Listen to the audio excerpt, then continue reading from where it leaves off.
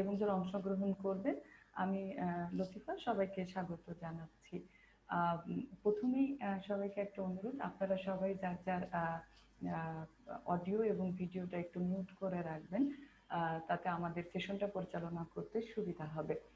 আমরা সবাই জানি যে দেশের প্রতিটা মানুষকে ফাইন্যান্সিয়াল সার্ভিসের, ফর্মাল ফাইন্যান্সিয়াল সার্ভিসের আওতায় আনতে ডিজিটাল ফাইন্যান্সিয়াল সার্ভিস একটা গুরুত্বপূর্ণ ভূমিকা পালন করছে, এবং এই ফাইন্যান্সিয়াল সার্ভিসকে আরো মোর সিকিউর এবং কুইকার করতে ম্যানুয়াল কেওয়াইসির জায়গায় আমরা ইলেকট্রনিক কেওয়াইসি কে প্রবর্তন করা হয়েছে।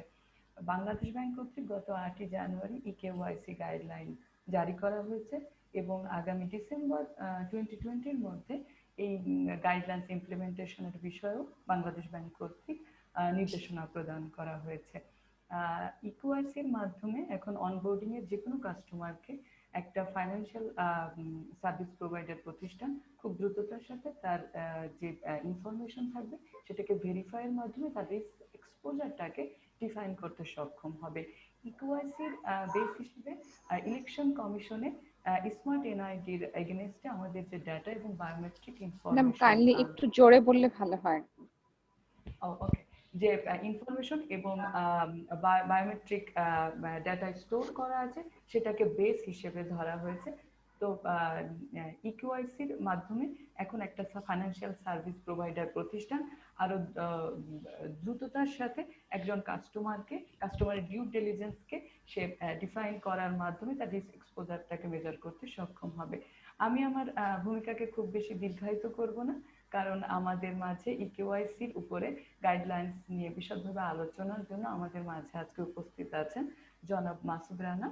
জনাব মাসুদ রানা একজন certified anti money laundering counter terrorism financing specialist. তিনি দীর্ঘ 15 বছর ধরে বাংলাদেশ ফাইন্যান্সিয়াল ইন্টেলিজেন্স ইউনিটে বাংলাদেশের এএমএল সেফটি রেজিমের উন্নয়নে গুরুত্বপূর্ণ ভূমিকা রেখে চলেছেন। পাশাপাশি তিনি ইন্টারন্যাশনাল কনসালটেন্ট হিসেবে ওয়ার্ল্ড ব্যাংক, এডিবি, এপিজে এবং ইউতে কাজ করেছেন। এছাড়াও কম্বোডিয়া, তাইওয়ান, শ্রীলঙ্কা, ভুটান সহ আরো অন্যান্য দেশের এএমএল সেফটি বিষয়ক কান্ট্রি অ্যাসেসমেন্টে তিনি তার দক্ষতার পরিচয় দিয়েছেন। তিনি সিডনি ম্যাককর ইউনিভার্সিটি সিডনি হতে ইন্টেলিজেন্স এবং কাউন্টার টেররিজমের উপর মাস্টার ডিগ্রি অর্জন করেছেন। তার একটি বইও প্রকাশিত হয়েছে ইতিমধ্যে, anti money laundering and combating terrorism financing compliance নামে। আমি জনাব মাসুদ রানাকে আমন্ত্রণ জানাবো ইকেওয়াইসি গাইডলাইন্সের উপর তার প্রেজেন্টেশনটা উপস্থাপনের জন্য। তবে তার আগে আমি আপনাদের সবার কাছে একটা ছোট অনুরোধ আছে, ইকেওয়াইসির উপর আপনাদের যে কোনো কমেন্ট, কোশ্চেন্স বা রিকমেন্ডেশন যদি থাকে আপনারা আমাদের কাছে কমেন্ট সেকশনে জানাবেন। আমি সেগুলোকে কম্পাইল করে আমরা প্রেজেন্টেশনের পরে তা অ্যাড্রেস করার চেষ্টা করব। আমি জনাব মাসুদ রানাকে তার প্রেজেন্টেশনটি উপস্থাপনের জন্য বিনীত অনুরোধ জানাচ্ছি। জনাব মাসুদ রানা। ধন্যবাদ লতিফা। Dear audience, am I audible to all? কেউ একটু রেসপন্ড করবেন প্লিজ। আমাকে সবাই শুনতে পাচ্ছেন? Yes, yes. Clearly and loudly? Clear. Is it clear and loud?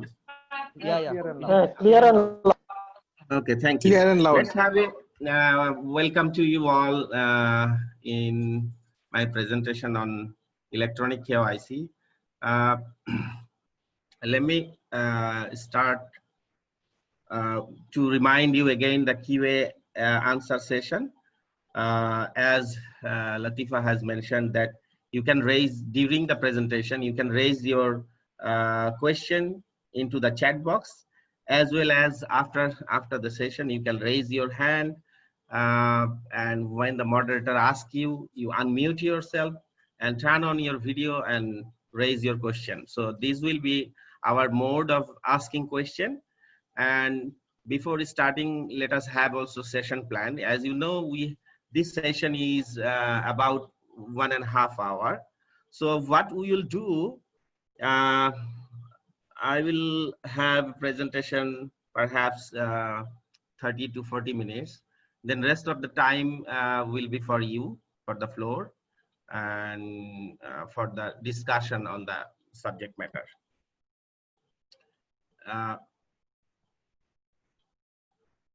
Just a moment, I'm just stopping the sharing for a while. Okay, can share.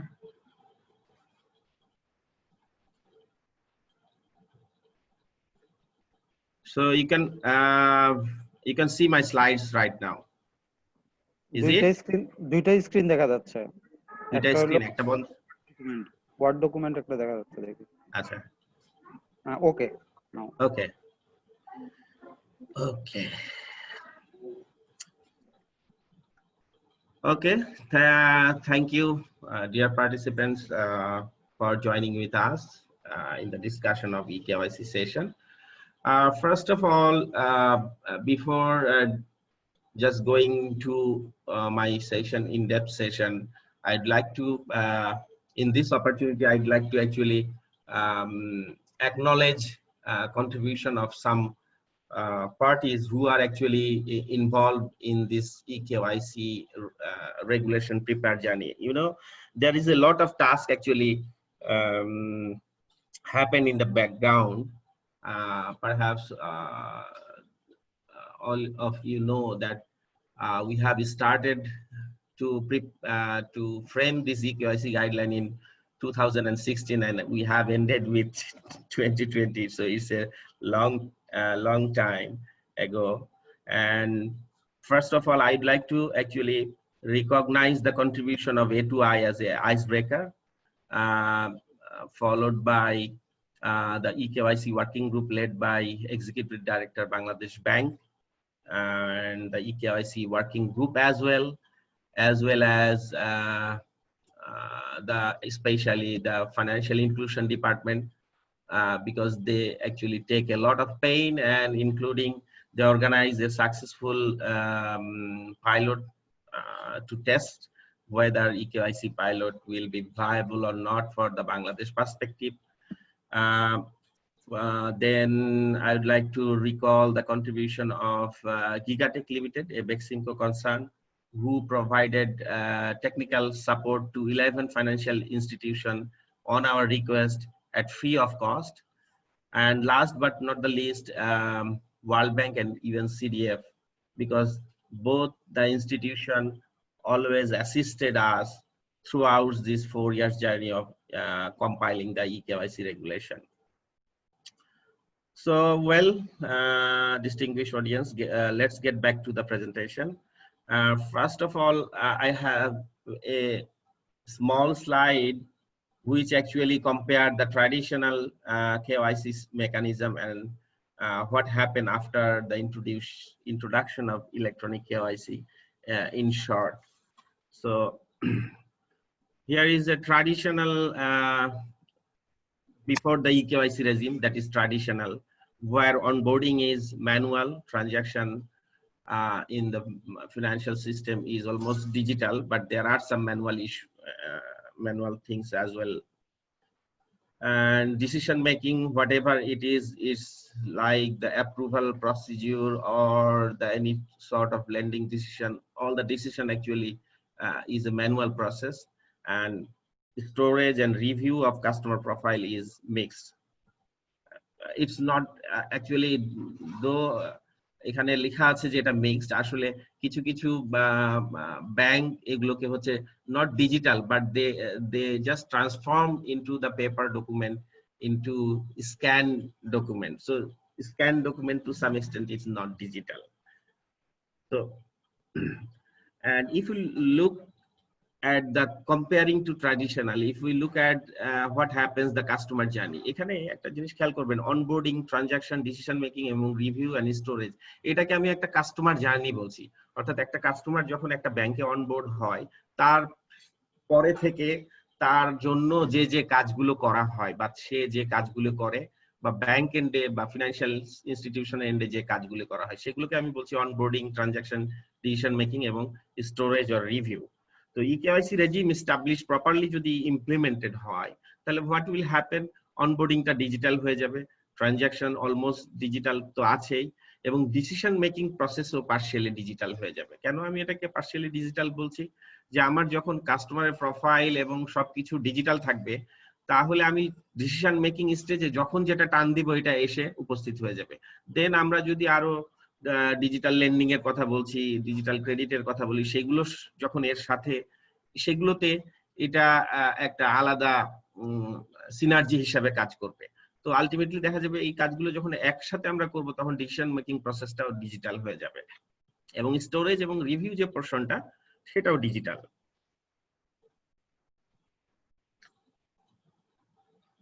তো আমরা eKYC এটা চালু করা আসলে অনেক আগে থেকেই বাংলাদেশের একটা সমালোচনা ছিল যে আপনি যদি 2013 এফএটিএফ এর ফাইন্যান্সিয়াল ইনক্লুশন যে গাইডেন্স সেটা দেখেন, সেখানেও বলা ছিল যে বাংলাদেশে আসলে ইলেকট্রনিক কেওয়াইসি দরকার ফর ফাইন্যান্সিয়াল ইনক্লুশন।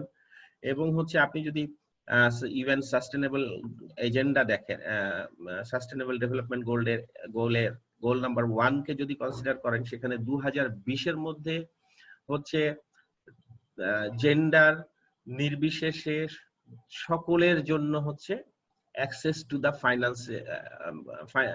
ফাইন্যান্সে অ্যাক্সেস থাকতে হবে।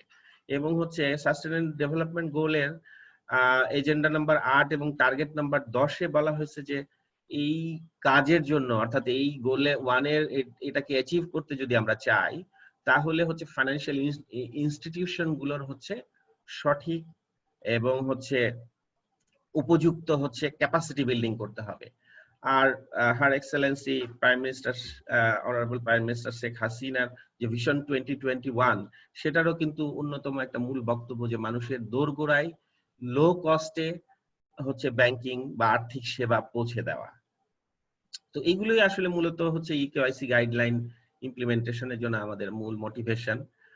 আর ইকেওয়াইসি গাইডলাইনের কম্পোনেন্ট ওয়াইজ যদি চিন্তা করেন, তাহলে কম্পোনেন্ট ওয়াইজ হচ্ছে এটাতে 4টা কম্পোনেন্ট আছে। একটা হচ্ছে ডিজিটাল প্রোফাইলিং, একটা হচ্ছে অনবোর্ডিং, একটা হচ্ছে রিস্ক গ্রেডিং, আর একটা হচ্ছে ইউটিলিটি অটোমেশন। আর আমরা যদি অবজেক্টিভ ওয়াইজ চিন্তা করি, তাহলে হচ্ছে যে ইকেওয়াইসি হ্যাভ অ্যাকচুয়ালি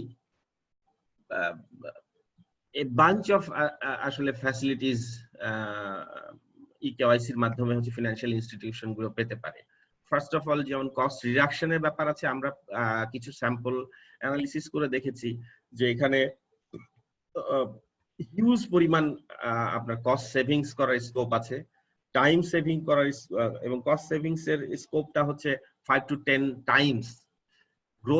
গ্রোথের ক্ষেত্রে আমরা দেখেছি ট্র্যাডিশনাল এবং হচ্ছে আপনার যদি আমরা ইকেওয়াইসি রেজিমের সাথে কম্পেয়ার করি, তাহলে দেখবো যে 20% গ্রোথ বেশি হয়েছে বেসড অন আওয়ার অ্যানালিসিস। পাশাপাশি হচ্ছে এটা গুড গভর্নেন্স কে এনশিওর করে এবং হচ্ছে ফিনটেক, আমরা যে ফিনটেক প্রমোশনের কথা বলছি, ফিনটেক ইন্ডাস্ট্রির প্রমোশনের জন্য এটা খুবই উপযোগী হচ্ছে একটা মেকানিজম। আর ওভারঅল হচ্ছে আমাদের ন্যাশনাল ওয়েলবিং এও এটা হেল্প করবে।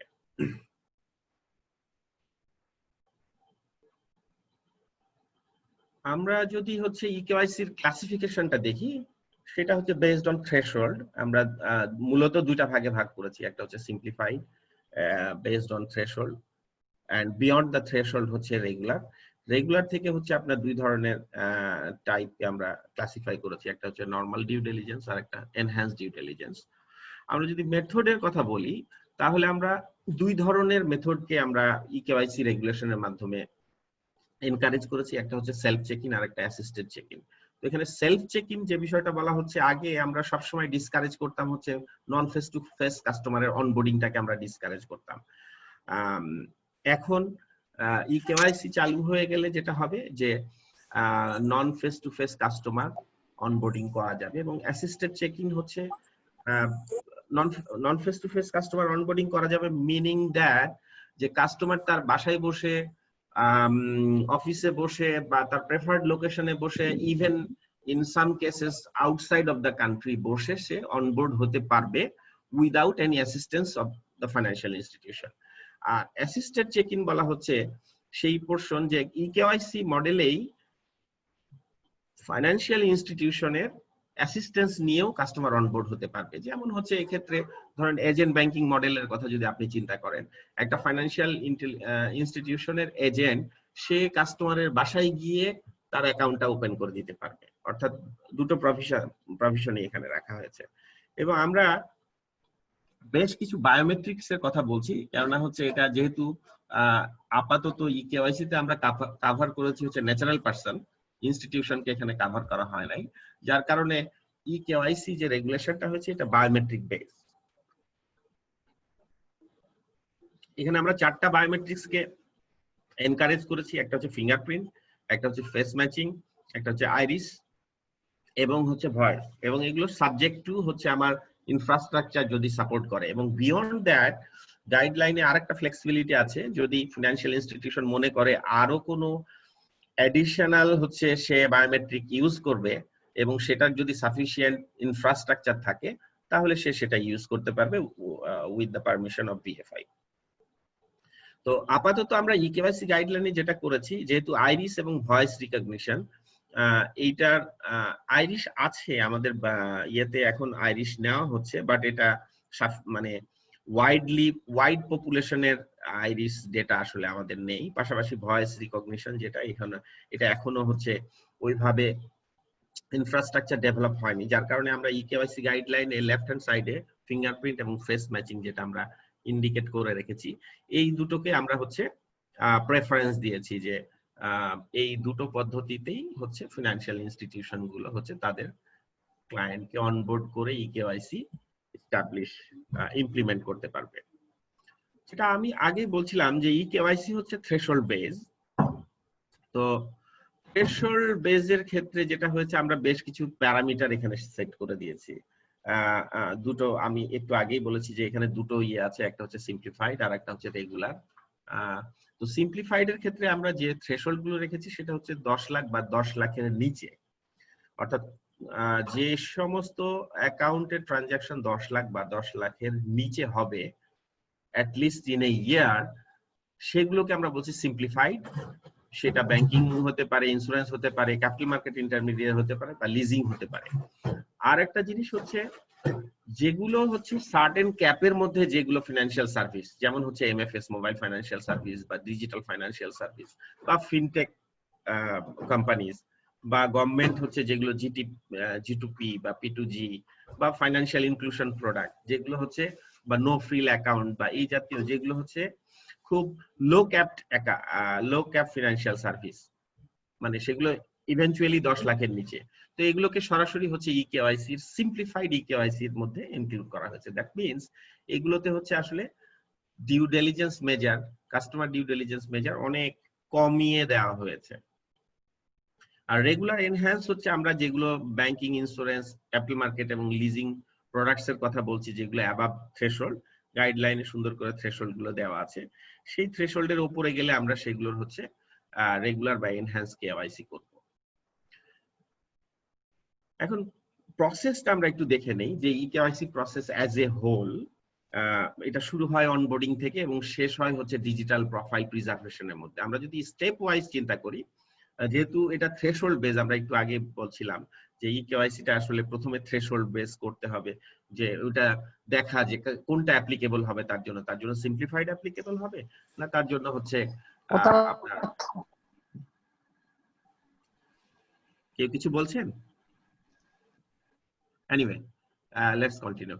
তো যেহেতু হচ্ছে কোনটা অ্যাপ্লিকেবল হবে, এই জন্য হচ্ছে আমরা প্রথমেই থ্রেশহোল্ড টেস্টিংটা করে নিব, আর তারপরে 2FA দিয়ে আমরা হচ্ছে বিশেষত তার মোবাইল ফোন অথবা হচ্ছে অথবা তার হচ্ছে মেইল অ্যাকাউন্ট গুলো আমরা হচ্ছে প্রথমেই যাচাই করে নিব। থ্রেশহোল্ড দেখলেই বোঝা, থ্রেশহোল্ড যখন একটা প্রম কোশ্চেন আমি তাকে দেব তখনই বোঝা যাবে আসলে তার জন্য সিম্পলিফাইড অ্যাপ্লিকেবল হবে না তার জন্য হচ্ছে রেগুলার কেওয়াইসি অ্যাপ্লিকেবল হবে। সেকেন্ড স্টেজে গিয়ে আমি তার হচ্ছে ফিঙ্গারপ্রিন্ট ক্যাপচার করব অথবা হচ্ছে তার এনআইডিটা ক্যাপচার করব। থার্ড স্টেজে গিয়ে হচ্ছে ইনফরমেশন পেজ, সেখানে হচ্ছে কাস্টমারের প্রোফাইল ইনফরমেশন গুলো দিতে হবে। আমরা হচ্ছে customer information page customer information page হচ্ছে ডিজাইন করে দিয়েছি, সেই জিনিসগুলো নিতে হবে। আমরা একটা জিনিস প্রেফারেবলি বলছি যে সিস্টেম, ইকেওয়াইসি সিস্টেম আপনারা যেটা চালু করবেন সেটার হচ্ছে ওই ক্যাপাবিলিটি থাকা উচিত যাতে হচ্ছে এনআইডি থেকে অথবা হচ্ছে যে কার্ড আছে এনআইডি কার্ড, সেই কার্ড থেকে ডাটা যেন সে এক্সট্রাক্ট করতে পারে ভায়া ওসিআর, অপটিক্যাল ক্যারেক্টার রিকগনিশন থেকে। আর যে ডাটাগুলো এর বাইরে যে ডাটাগুলো লাগবে সেই ডাটাগুলো যেন সে পাঞ্চ করে দিতে পারে। এখানে আমরা বলে দিয়েছি যে কিছু ফিল্ড ইয়ে থাকবে আপনার, ওইটা নন এডিটেবল থাকবে, কিছু ফিল্ড এডিটেবল থাকবে। নন এডিটেবল ফিল্ডের মধ্যে যেমন হচ্ছে ডেট অফ বার্থ, যেগুলো হচ্ছে আমরা ইলেকশন কমিশন থেকে পাবো, ডেট অফ বার্থ স্পেশালি, আর একটা হচ্ছে এনআইডি নাম্বার, এই দুইটা ফিল্ড সবসময় নন এডিটেবল থাকবে। সিগনেচারের ক্ষেত্রেও হচ্ছে ইকেওয়াইসি গাইডলাইন অনেকখানি ফ্লেক্সিবল, সেখানে আমরা সব ধরনের 4 ধরনের অপশন রেখেছি। এটা ইনস্টিটিউশন তার চয়েস অনুসারে ইউজ করবে, সেটা পিন হতে পারে, ডিজিটাল সিগনেচার হতে পারে, সিগনেচার উইথ ডিভাইস হতে পারে, বা হচ্ছে ওয়েট সিগনেচার হতে পারে।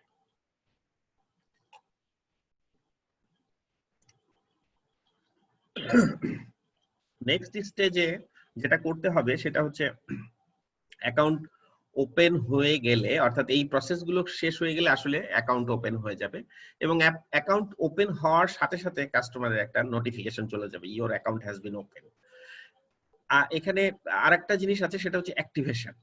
অর্থাৎ যদি কিছু কেওয়াইসি ইউটিলিটিস আছে, সেই কেওয়াইসি ইউটিলিটিসও যদি এর মধ্যে অটোমেটেড করা যায়, তাহলে আপনি একটা মেসেজেই হচ্ছে আপনি অ্যাক্টিভেশন এবং হচ্ছে ওপেনিং নোটিফিকেশন দিয়ে দিতে পারেন। আর যদি পরে আলাদাভাবে করতে হয়, সেগুলো আমি বলবো, তাহলে আপনাকে আলাদা আলাদা ভাবে নোটিফিকেশন দিতে হবে। তবে আমাদের প্রেফারেন্স যেটা, সেটা হচ্ছে কাস্টমারের অ্যাকাউন্ট ওপেন হওয়ার সাথে সাথেই আপনি অ্যাটলিস্ট হচ্ছে অ্যাক্টিভেশন মেসেজটা চলে যাক, কাস্টমার যেন বোঝে যে না, তার 3, 4, 5, 7 মিনিটের মধ্যে তার অ্যাকাউন্টটা ওপেন হয়ে গেল। যেটা বলছিলাম যে অ্যাক্টিভেশনের আগে আসলে কিছু সিডিডি মেজার্স নিতে হবে। এটা আপনার ওই যে সিম্পলিফাইড এবং রেগুলার বা এনহ্যান্স ভেদে কোন মেজার নিতে হবে সেটা। যেমন সিম্পলিফাইড হলে ইউএনএসসিআর বা স্যাংশন স্ক্রিনিং না করে আপনি অ্যাকাউন্ট অ্যাক্টিভেট করতে পারবেন না, বা যদি এটা নরমাল ডিউ ডিলিজেন্স বা এনহ্যান্স ডিউ ডিলিজেন্স হয়, তাহলে বেশ কিছু অব্লিগেশন আপনার রয়েছে, যেমন হচ্ছে পেপস চেকিং, অ্যাডভার্স মিডিয়া চেকিং, তারপরে বেনিফিশিয়াল ওনারশিপ, রিস্ক ম্যাট্রিক্স করা। এগুলো করার পরে আপনাকে অ্যাকাউন্ট অ্যাক্টিভেশন নোটিফিকেশন দিতে হবে। অর্থাৎ ওই কাজগুলো কিন্তু হচ্ছে ইকেওয়াইসি তে ডিজিটাল করা হয়েছে, অর্থাৎ ওই ডিজিটাল কাজগুলো শেষ হওয়ার পরে আপনি অ্যাক্টিভেশন নোটিফিকেশনটা যাবে। আর লাস্ট স্টেজ যেটা হচ্ছে ডিজিটাল প্রোফাইল সংরক্ষণ। আমরা এখানেও একটা স্যাম্পল দিয়ে দিয়েছি, অর্থাৎ একটা কাস্টমারের ডিজিটাল প্রোফাইল কি হবে, কি কি ডেটা থাকবে, এবং এটা হচ্ছে ডাইনামিক ডিজিটাল প্রোফাইল হবে, এমন না যে এটা এক জায়গায় পড়ে থাকবে। আপনি যখন যে কাজে টান দিবেন এই প্রোফাইলটাই এসে হাজির হবে। তো আমরা ওই জন্য বলছি ডাইনামিক একটা ডিজিটাল প্রোফাইল হবে, যেটা আপনি ফাইন্যান্সিয়াল ইনস্টিটিউশন গুলো তাদের প্রয়োজন মাফিক যখন প্রয়োজন তখনই যেন ব্যবহার করতে পারে, এবং আদার স্টেক হোল্ডার যারা আছে তারাও তাদের নিজেদের প্রয়োজনে এটা ব্যবহার করতে পারবে।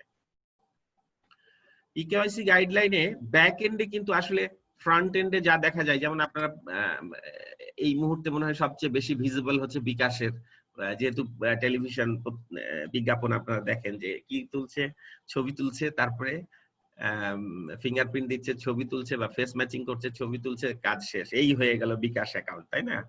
কিন্তু আসলে প্রসেসটা ফ্রন্ট এন্ডে এরকমই সিম্পল, ব্যাংকও যখন ইমপ্লিমেন্ট করবে সেটাও হচ্ছে এইরকমই সিম্পল হবে, বাট ব্যাক এন্ডে আসলে অনেক অনেক কাজ চলবে। সেখানে ম্যাচিং প্যারামিটার আছে, তারপরে হচ্ছে লগ থাকবে, অডিট ট্রেল থাকবে, অনেক কিছু থাকবে, আসলে ব্যাক এন্ডে কাজ হবে। মানে একটা স্টেপ আর একটা স্টেপের মধ্যে অনেকগুলো লজিক্যাল টেস্টিং আছে, সেই টেস্টিং গুলো পাস না হলে আবার পরের স্টেজে যাবে না। এর মধ্যে আমরা ম্যাচিং প্যারামিটার কিছু ইউজ করেছি, কিছু বলা আছে, যেমন হচ্ছে এনআইডি নাম্বার এবং হচ্ছে ডেট অফ বার্থ, এই দুটো 100% ম্যাচিং হতে হবে। এবং বাইরে আমরা যেগুলো দেখেছি যে applicants name, father mother's name, address, এগুলোতে হচ্ছে আপনার ম্যাচিং প্যারামিটার 90 বা তার উপরে। কিন্তু আমাদের এখানে এনআইডির যে ডাটাবেজ, সেই ডাটাবেজে আসলে ত্রুটি বিচ্যুতি বেশ কিছু থাকায় আমরা এইখানে প্যারামিটারটাকে একটু নামিয়ে 80% করেছি, অর্থাৎ অ্যাপ্লিক্যান্ট নেম, ফাদার্স নেম ইত্যাদি হচ্ছে 80% পার্সেন্টে ম্যাচ করতে হবে, আদারওয়াইজ নেক্সট সেশনে বা নেক্সট ফাংশন গুলো কাজ করবে না, ডিক্লাইন হয়ে যাবে মানে কাস্টমার অনবোর্ডিং।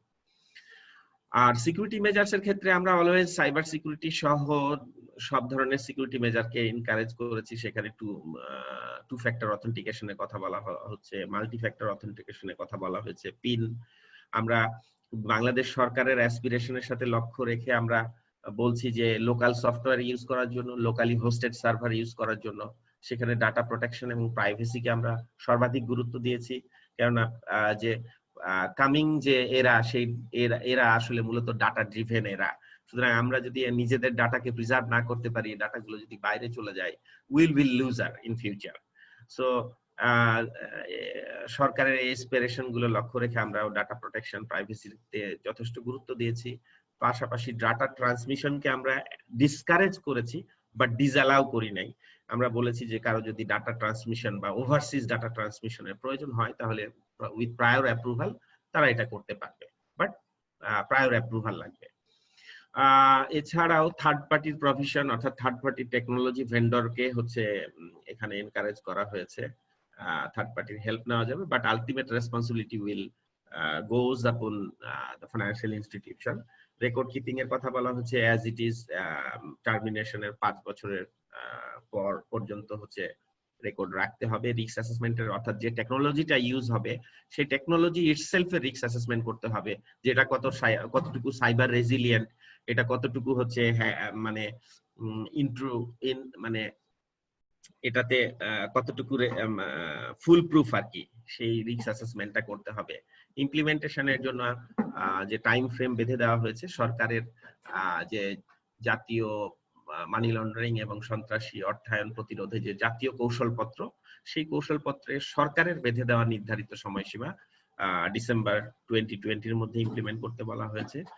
আর ট্রান্সফরমেশনের ক্ষেত্রে যেটা বলা হয়েছে যে আমরা যদি ডিসেম্বরে এটা ইমপ্লিমেন্ট করি, তাহলে পেছনে বহু অ্যাকাউন্ট থেকে যাবে যে অ্যাকাউন্ট গুলো ইকেওয়াইসির আওতায় না, পেপার বেস। তো আমরা ট্রান্সফরমেশনের ক্ষেত্রে যেটা বলেছি যে পরবর্তীতে আমরা হচ্ছে টাইম টু টাইম নোটিফিকেশনের মাধ্যমে এগুলোকে কিভাবে ট্রান্সফর্ম করা যায় ইনটু ইকেওয়াইসি, সেগুলো আমরা পরবর্তীতে সেগুলো নিয়ে কাজ করব। আর ইকেওয়াইসি তে হচ্ছে একটা dynamic 360 degree digital risk grading দেওয়া আছে। সেখানে কম্পোনেন্ট ওয়াইজ স্কোর এবং হচ্ছে ওভারঅল হচ্ছে high risk low risk parameter দেওয়া আছে। অর্থাৎ এটাকে ডিজিটালি রিস্ক রেটিং, যেটা আগে ম্যানুয়ালি করতো ফাইন্যান্সিয়াল ইনস্টিটিউশন গুলো, সেগুলোকে ডিজিটাল করার জন্য যে ধরনের হচ্ছে স্কোরিং বা যে ধরনের সেগুলো দেওয়া হয়েছে। এবং আমরা এটাকে 360 ডিগ্রি ডাইনামিক রিস্ক রেটিং বলছি। তার কারণ হচ্ছে এমএলসিএফটি ইস্যুতে বা একটা ব্যাংকে কাস্টমারের আসপেক্ট চিন্তা করলে যে যে দিকগুলো আসলে রিস্ক পোজ করে সবগুলো এর বিবেচনায় আনা হয়েছে। আর আমরা একটা ডিজিটাল প্রোফাইলও দেওয়ার চেষ্টা করেছি, যে what would be a digital profile look like. অর্থাৎ একটা জায়গাতেই একটা ডিজিটাল প্রোফাইলে কাস্টমারের সব ধরনের তথ্য থাকবে, যে তথ্যগুলো হচ্ছে ফাইন্যান্সিয়াল ইনস্টিটিউশন তার সুবিধা মতো, প্রয়োজন মতো ব্যবহার করতে পারে। তো distinguished audience and colleagues, I think that's all from my part. আমি একটু দ্রুতই কভার করার চেষ্টা করেছি, so that you have enough time to ask question and we'll respond accordingly. I'll be happy to respond all of your questions. So in this moment, I would like to hand over the floor to our honorable moderator. Moderator, please.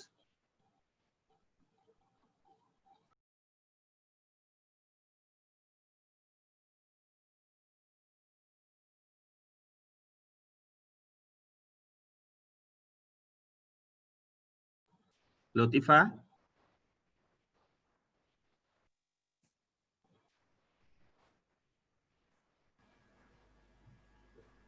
ধন্যবাদ স্যারকে। আমি এখন floor থেকে প্রশ্ন আহ্বান করছি। আপনারা please আপনাদের হ্যান্ড রেজ অপশন ইউজ করে আপনারা প্রশ্ন করতে পারেন স্যারকে।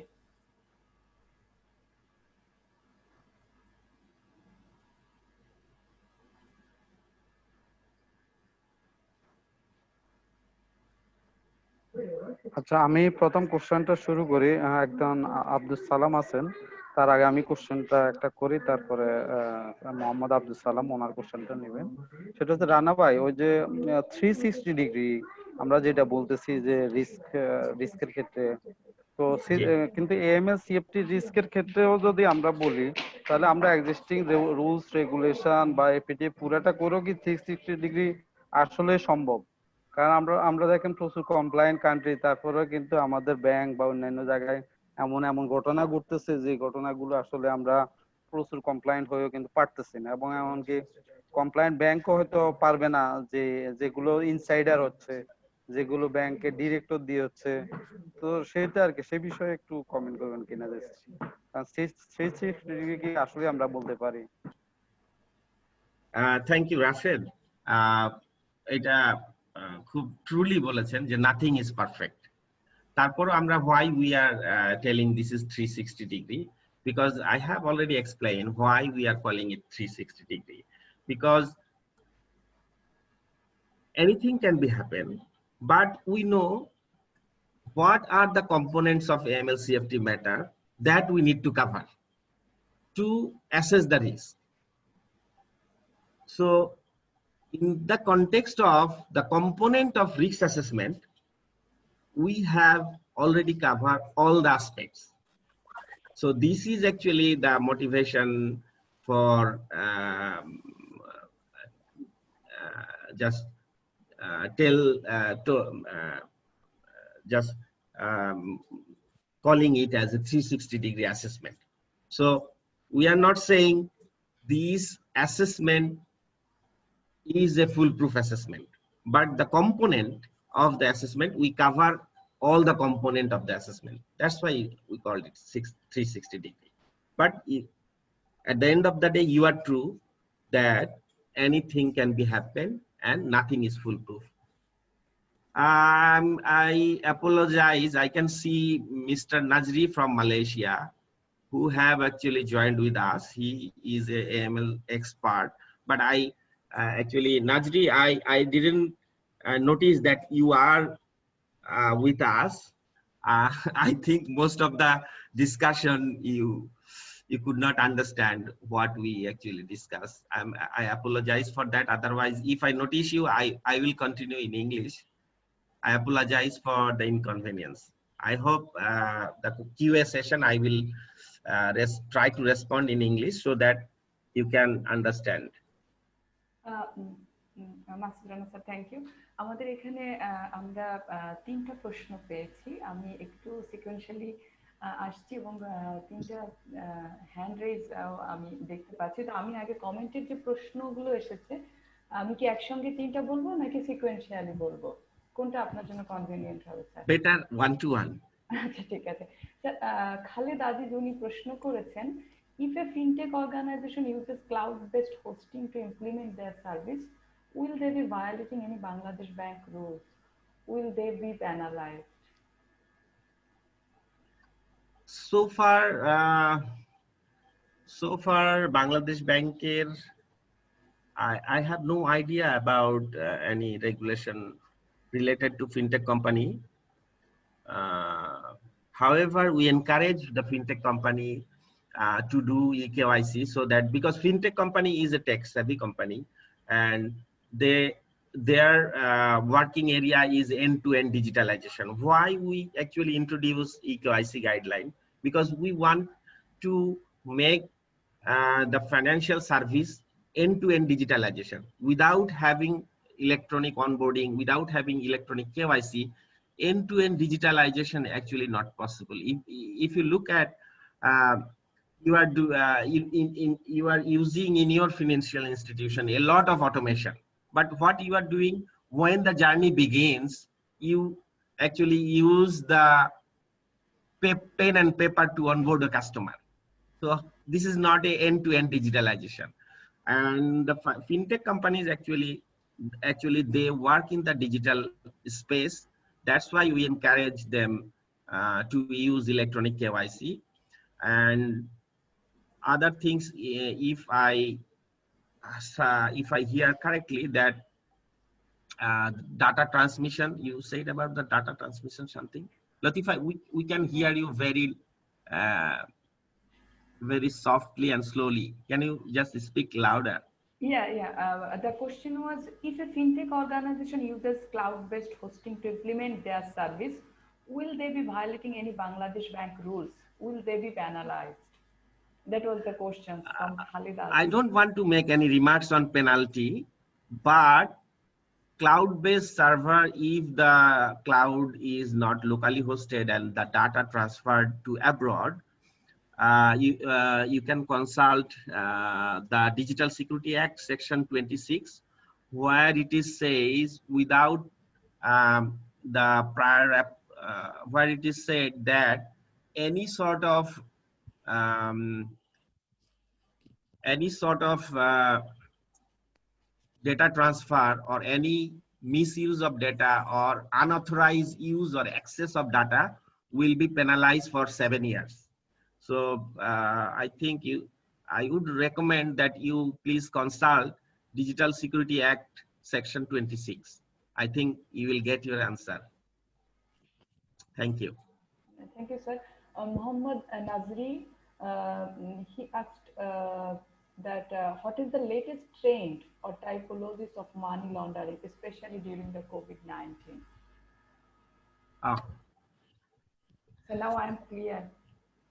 yeah, thank you. Thank you, Mr. Nazri. And we are a little bit ahead of Malaysia, because I see that Malaysia introduced electronic KYC in last June. And for your reference, that we have also visited the Malaysian stakeholder to share their knowledge. There is a knowledge sharing program. Fine. You wanted to learn about the recent trend and typologies. Just if we consider our previous national risk assessment, our top ranking criminality was fraud, scam, then trade-based money laundering. And during the recent COVID time, actually two things is added. One is cyber security, which is one of the top ranked risk during the COVID. And another one is also fraud and forgeries, corruption. But all these things is related to purchasing or selling of PPEs, or importing, exporting PPEs and other the COVID amenities. So I think this is not unlike the other parts of the world. So the risk landscape has been same. However, the methods, actually, the methods of doing money laundering has some significant changes in Bangladesh. I think this is not unlikely for Malaysia as well. Thank you. I hope I answered you. Thank you, Nazri. Thank you sir. আমি hand raise option থেকে আসলে Mohammad Abdul Salam, please আপনি unmute করে আপনার প্রশ্নটা বলতে পারেন। Mohammad Abdul Salam. Hello, আসসালামু আলাইকুম। আমাকে কি শুনতে পাচ্ছেন? জি, লাউড এন্ড ক্লিয়ার। আচ্ছা, আমি জানতে চাচ্ছিলাম আসলে অনেকগুলা ব্যাংক বর্তমানে, যে আমাদের অনেকগুলা ব্যাংক এখনো ডিজিটালাইজেশনের সমানভাবে আসতে পারে না। তো সেই ক্ষেত্রে সবগুলা ব্যাংকের পিসিআই স্ট্যান্ডার্ডও এখনো সক্ষমতা অর্জন করে নাই। তো এই ক্ষেত্রে যদি ডিজিটালাইজেশন ব্যাংকিংটা শুরু হয়, কেওয়াইসি ব্যাংক, তাহলে আমাদের সিকিউরিটি ইস্যুতে কি কি প্রবলেম দেখা দিবে? প্রথমত হচ্ছে I am not a technology expert, হ্যাঁ। আর আপনার প্রথমেই আমার যেটা মনে হয়েছে, আমি জানি না আপনি টেকনোলজির মানুষ কিনা, তাহলে আপনি আমার চাইতে আরো ভালো জানবেন।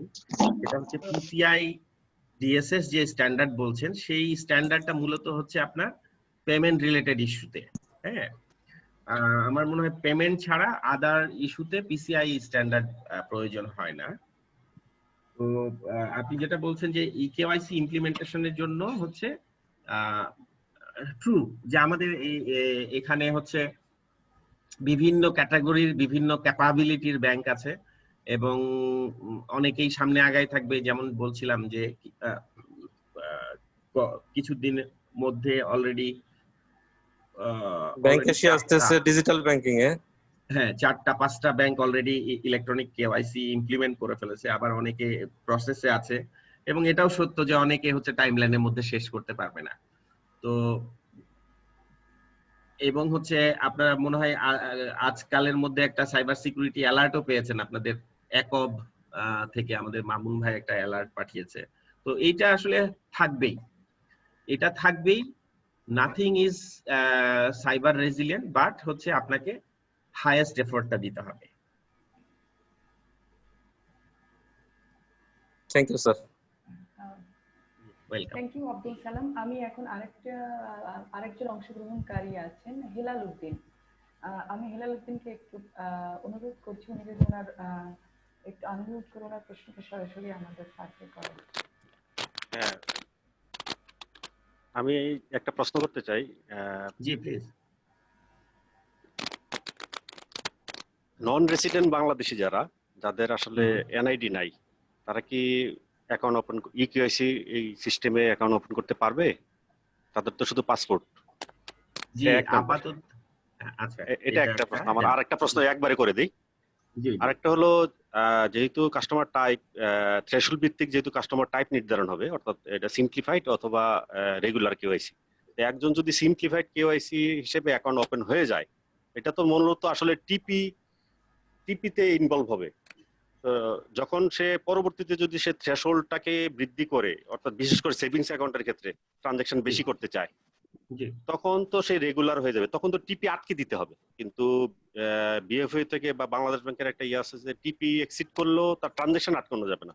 কিন্তু রেগুলারের ক্ষেত্রে তো আসলে সব ডকুমেন্ট নেওয়া হবে না, আর সিম্পলিফাইডের ক্ষেত্রে সেক্ষেত্রে রেগুলার ট্রানজাকশন করতে গেলে তো তখন তো টিপি আটকাতে হবে। এই ব্যাপারে হেলাল ভাই আপনার প্রশ্ন পেয়েছি, অনেক ধন্যবাদ। আপনার প্রথম প্রশ্ন হচ্ছে নন রেসিডেন্ট বাংলাদেশি রিলেটেড, যে তাদের পাসপোর্ট। আমরা হচ্ছে এমন কিছু ফাইন্যান্সিয়াল সেক্টরকে চাপাই দিতে চাই না যে এটার হচ্ছে ফাইন্যান্সিয়াল সেক্টরে ইমপ্লিমেন্টেশনের ক্যাপাসিটি নাই, ঠিক আছে? আমরা আজকে 10 বছর আগে কিন্তু আমরা বাধ্য করতাম না যে তুমি এনআইডি চেক করো, তার কারণ তখন এনআইডি তে অ্যাক্সেসই ছিল না। তো এখন ইলেকশন কমিশনও এগিয়ে আসছে, এই কারণে আমরাও এখন বলছি যে তোমরা এনআইডি ভেরিফাই করো, যেহেতু ইলেকট্রনিক কেওয়াইসি এনআইডি বেসড, সুতরাং হচ্ছে কারো এনআইডি যদি থাকে সে বাইরে থেকে করতে পারবে। এনআইডির বাইরে আমরা এখনো কিছু করি নাই। যদি হচ্ছে হ্যাঁ, আমাদের পাসপোর্ট গুলো যদি এনআইডির মতো হচ্ছে আপনার ভেরিফায়েবল হয়ে যায়, বাংলাদেশে বর্তমানে শুধুমাত্র ভেরিফায়েবল আইডেন্টিটি হচ্ছে আপনার যেটা ইলেকট্রনিক্যালি ভেরিফাই করা যায় সেটা হচ্ছে এনআইডি। পাসপোর্ট নিয়ে কাজ হচ্ছে আমি জানি, পরিচয় কাজ করছে, তারপরে হচ্ছে আপনার আমাদের যে বার্থ রেজিস্ট্রেশন সেটা নিয়ে পরিচয় কাজ করছে। এই প্রক্রিয়াগুলো যখন সম্পন্ন হয়ে যাবে তখন আমরা পাসপোর্ট বা হচ্ছে যেগুলো আরো ভেরিফায়েবল আইডেন্টিটি সেগুলো ওপেন করে দেব। বাট এই মুহূর্তে ফর দ্য টাইম বিং আমরা শুধু এনআইডি কেই বলছি।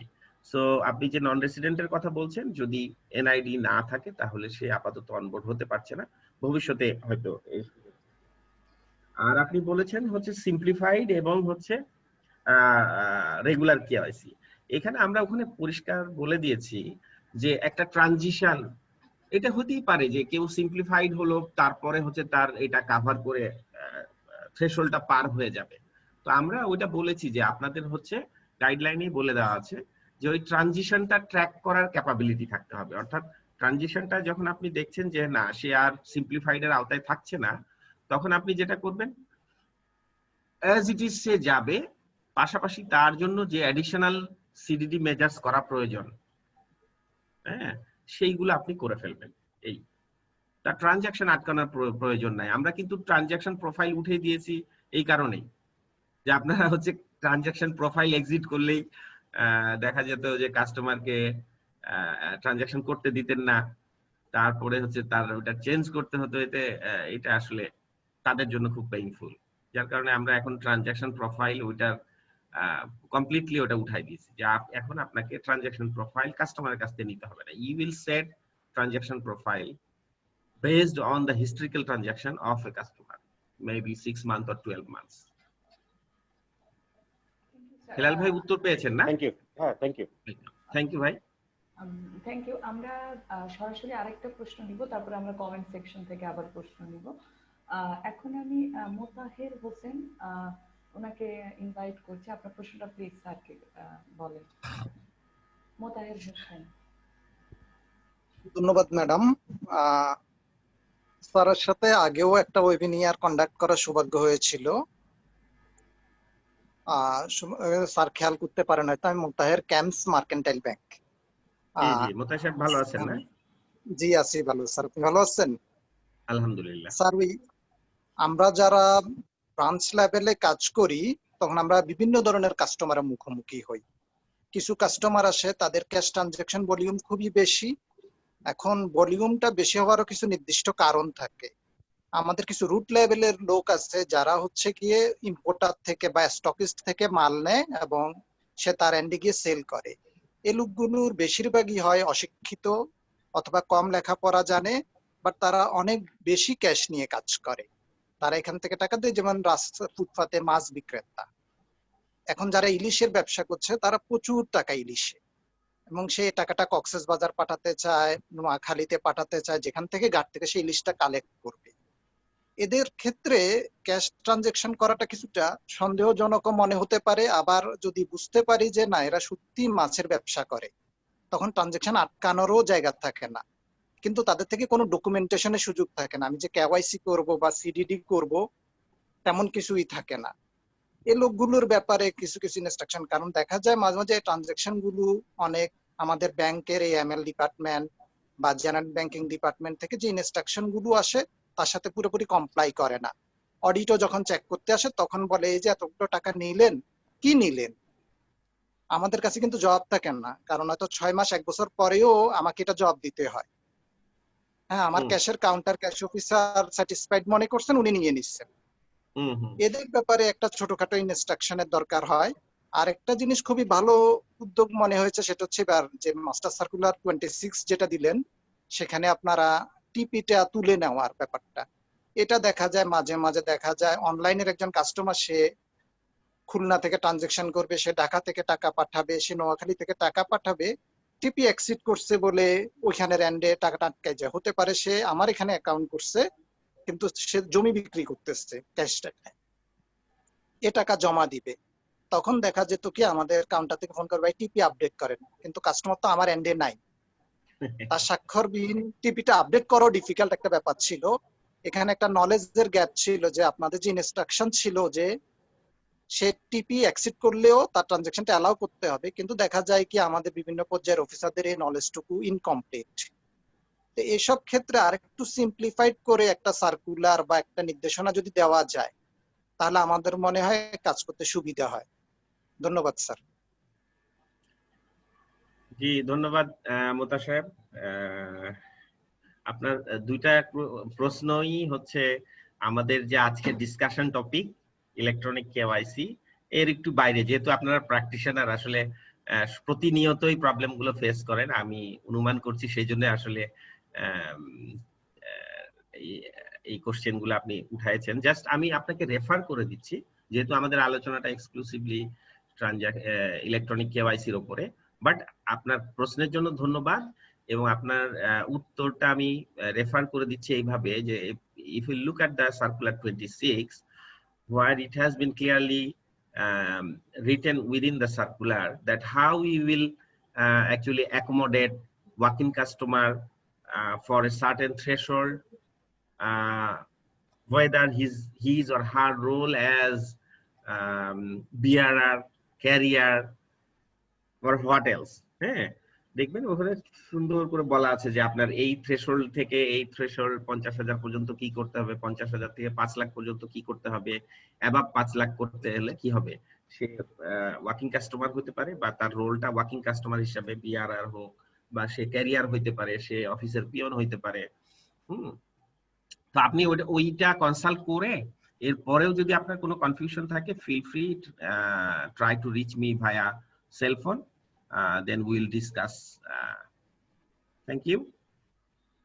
Thank you sir. আমি সরাসরি প্রশ্নে আবার আসবো। আমি কমেন্ট সেকশন থেকে খালিদ আজিজ, উনি দুটো প্রশ্ন করেছেন, আমি দুটো একসঙ্গে বলছি যাতে আপনি স্যার দুটো একসঙ্গে আনসার করে দিতে পারেন।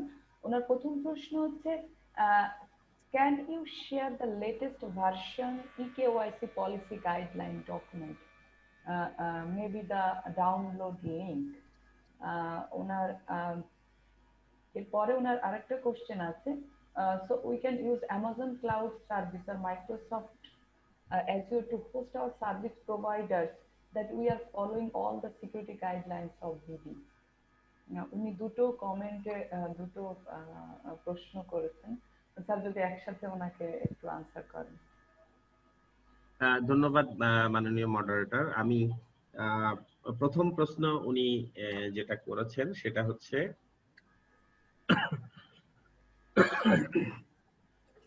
ফিনটেক, যেটা আমি অলরেডি উত্তর দিয়েছি। প্রথমটা বলে নিই যে আপনি হচ্ছে ইকেওয়াইসি গাইডলাইনের লেটেস্ট ইয়েটা চেয়েছেন। এটা হচ্ছে বাংলাদেশ ব্যাংকের ওয়েবসাইটে গিয়ে আপনারা যদি www.bb.org.bd তে ঢুকেন, বাংলাদেশ ব্যাংকের ওয়েবসাইটটা পাবেন, বা ইকেওয়াইসি গাইডলাইন লিখে আপনি গুগলে সার্চ দিলে এটা বিএফআই পেজে নিয়ে যাবে। অথবা হচ্ছে বাংলাদেশ ব্যাংকের ওয়েবসাইটে ঢুকবেন, ঢুকে নিচের দিকে একবারে দেখবেন বিএফআই একটা হচ্ছে আইকন আছে, ওই আইকনটা আপনাকে হচ্ছে বিএফআই ওয়েব পেজে নিয়ে যাবে। বিএফআই ওয়েব পেজে আপনি গাইডলাইন্স অংশেও হচ্ছে ইকেওয়াইসি পাবেন, আবার হচ্ছে সার্কুলার 25 হিসেবেও আপনি ইকেওয়াইসি গাইডলাইনটা পেয়ে যাবেন।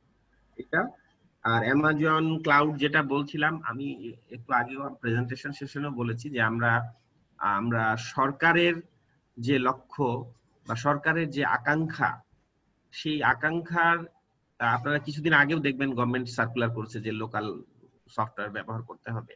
হ্যাঁ, সেই আকাঙ্ক্ষার প্রতি দৃষ্টি রেখে আমরা এনকারেজ করেছি, আমরা কম্পেল বলছি না, আমরা এনকারেজ করেছি ফাইন্যান্সিয়াল ইনস্টিটিউশন গুলোকে যে আপনারা লোকাল সফটওয়্যার ইউজ করেন, লোকালি হোস্টেড সার্ভার ইউজ করেন। আর যদি ভায়োলেশনের কথা বলেন তাহলে আমি শুধু একটা বলবো যে please consult with digital security act 26, অর্থাৎ ডিজিটাল সিকিউরিটি অ্যাক্টের 26 এ যদি ওখানে আনঅথরাইজড অ্যাক্সেস, আনঅথরাইজড ট্রান্সফার এই জিনিসগুলো না হয়, তাহলে আমার মনে হয় না সেটা পেনালাইজ বা পেনাল্টি যোগ্য অপরাধ হবে। বেটার হচ্ছে you consult with digital security act. এবং আপনারা নিশ্চয় শুনে থাকবেন যে ডাটা প্রাইভেসি, ডিজিটাল সিকিউরিটি অ্যাক্টের আওতায় data protection and privacy rules যেটা, সেটা নিয়েও কাজ হচ্ছে। শীঘ্রই হয়তো আরো ডিটেল ডেসক্রিপশন আপনারা পেয়ে যাবেন। ধন্যবাদ।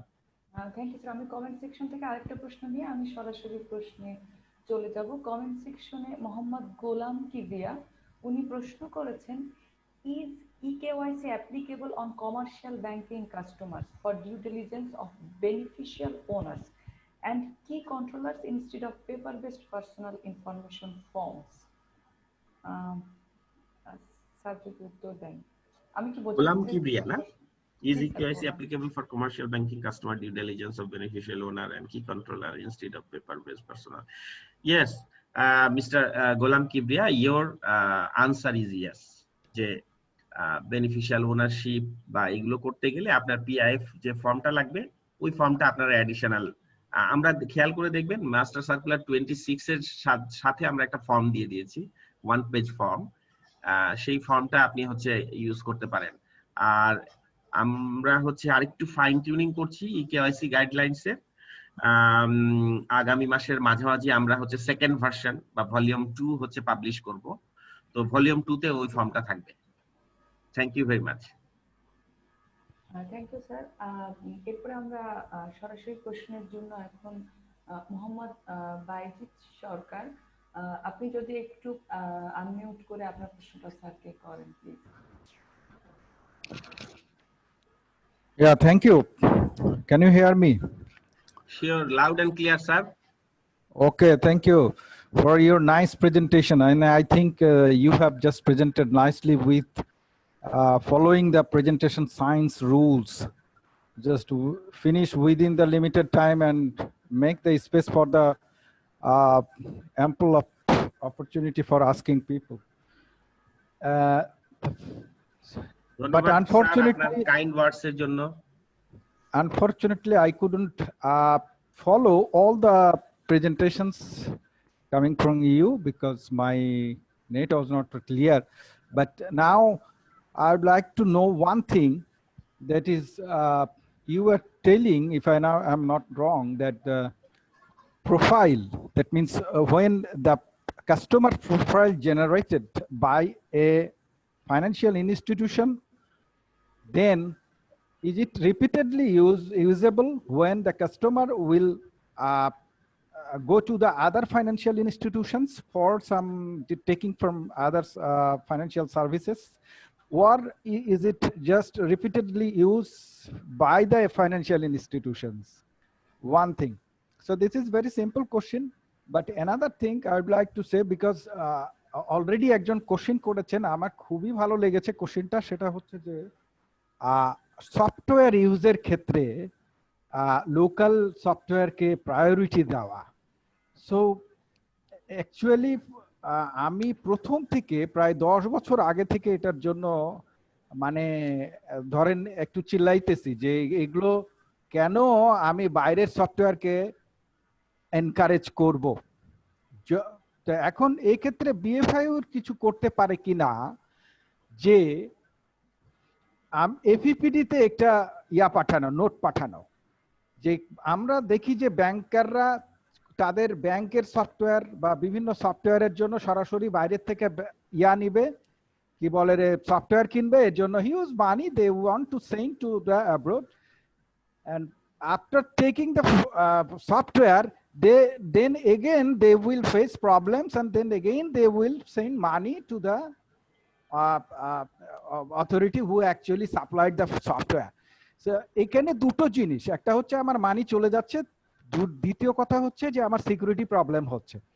এখন এই বিএফআইউ থেকে বা আদার্স কোনো ফাইন্যান্সিয়াল ইনক্লুশন বা যেখান থেকে হোক না কেন, আমার এফিপিডি তে একটা নোট যদি আসে যে এইটা এভাবে আমাদের সিকিউরিটির প্রবলেম, তাহলে যেটা হবে এফিপিডি একটা সার্কুলার করতে পারে যে যে কোনো সফটওয়্যার ইম্পোর্টের ক্ষেত্রে বা বাইরের থেকে নিয়ে আসার জন্য এর এসএসএল বা হ্যান ত্যান এত কিছু দরকার নাই, তাকে প্রপারলি প্রুভ করতে হবে যে this is not possible within the domestically produce করা, এটা পসিবল না।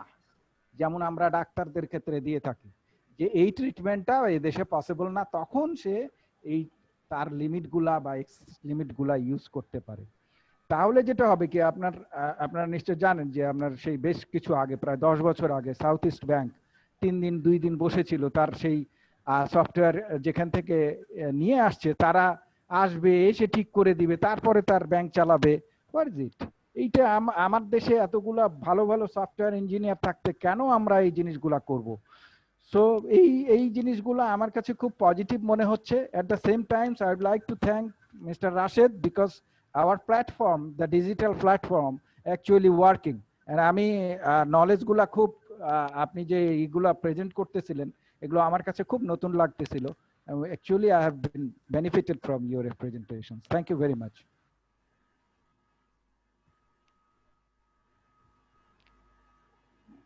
স্যারকে অসংখ্য ধন্যবাদ।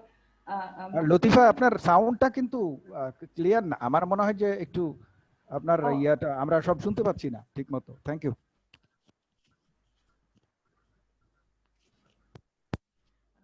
এখন কি শোনা যাচ্ছে আমাকে ক্লিয়ারলি? এখন বেটার শোনা যাচ্ছে লতিফা আপা, বেটার শোনা যাচ্ছে এখন। বেটার শোনা এখন? হ্যাঁ, ওকে শোনা যাচ্ছে। ওকে। হ্যাঁ, ওই যে মাইক্রোফোনটা জাস্ট একটু মুখের কাছে নিয়ে কথা বলতে হবে। হ্যাঁ, মাইক্রোফোনটা একটু মুখের কাছে নিলে একটু। আচ্ছা, আমি এখন সরাসরি প্রশ্ন যারা স্যারকে করতে চাচ্ছেন, আমি আরেকটা প্রশ্ন নিয়ে নিচ্ছি। এস এম রেদওয়ান, আপনি আপনার প্রশ্নটা স্যারকে প্লিজ। জি, আসসালামু আলাইকুম। আমাকে শোনা যাচ্ছে? হ্যাঁ, শোনা যাচ্ছে। ওকে, বস, আপনাকে মাসুদুল্লাহ ভাইয়ের কাছে আমার কোশ্চেনটুকু, লাস্ট ক্যামেলকো কনফারেন্সে আপনি ইকিউআইসি নিয়ে যে প্রেজেন্টেশনটা দিয়েছিলেন, সেখানে একটা ইমপ্লিমেন্টেশনের জন্য চার্ট দিয়েছিলেন যে আসলে কোন মাসে আমরা কি করবো, একটা চার্ট ছিল, আমরা সেগুলো ফলো করছিলাম। But in the meantime আমরা প্রায় 4 মাস যাবত আমরা অবশ্য যে সময়টা কোভিড-19 এর কারণে যে সমস্যাটা হলো, ইজ দেয়ার এনি পসিবিলিটি যে টাইমটা এক্সটেন্ড হতে পারে, ইমপ্লিমেন্টেশন টাইমটা, যেটা ডিসেম্বর আমাদের ডেডলাইনটা?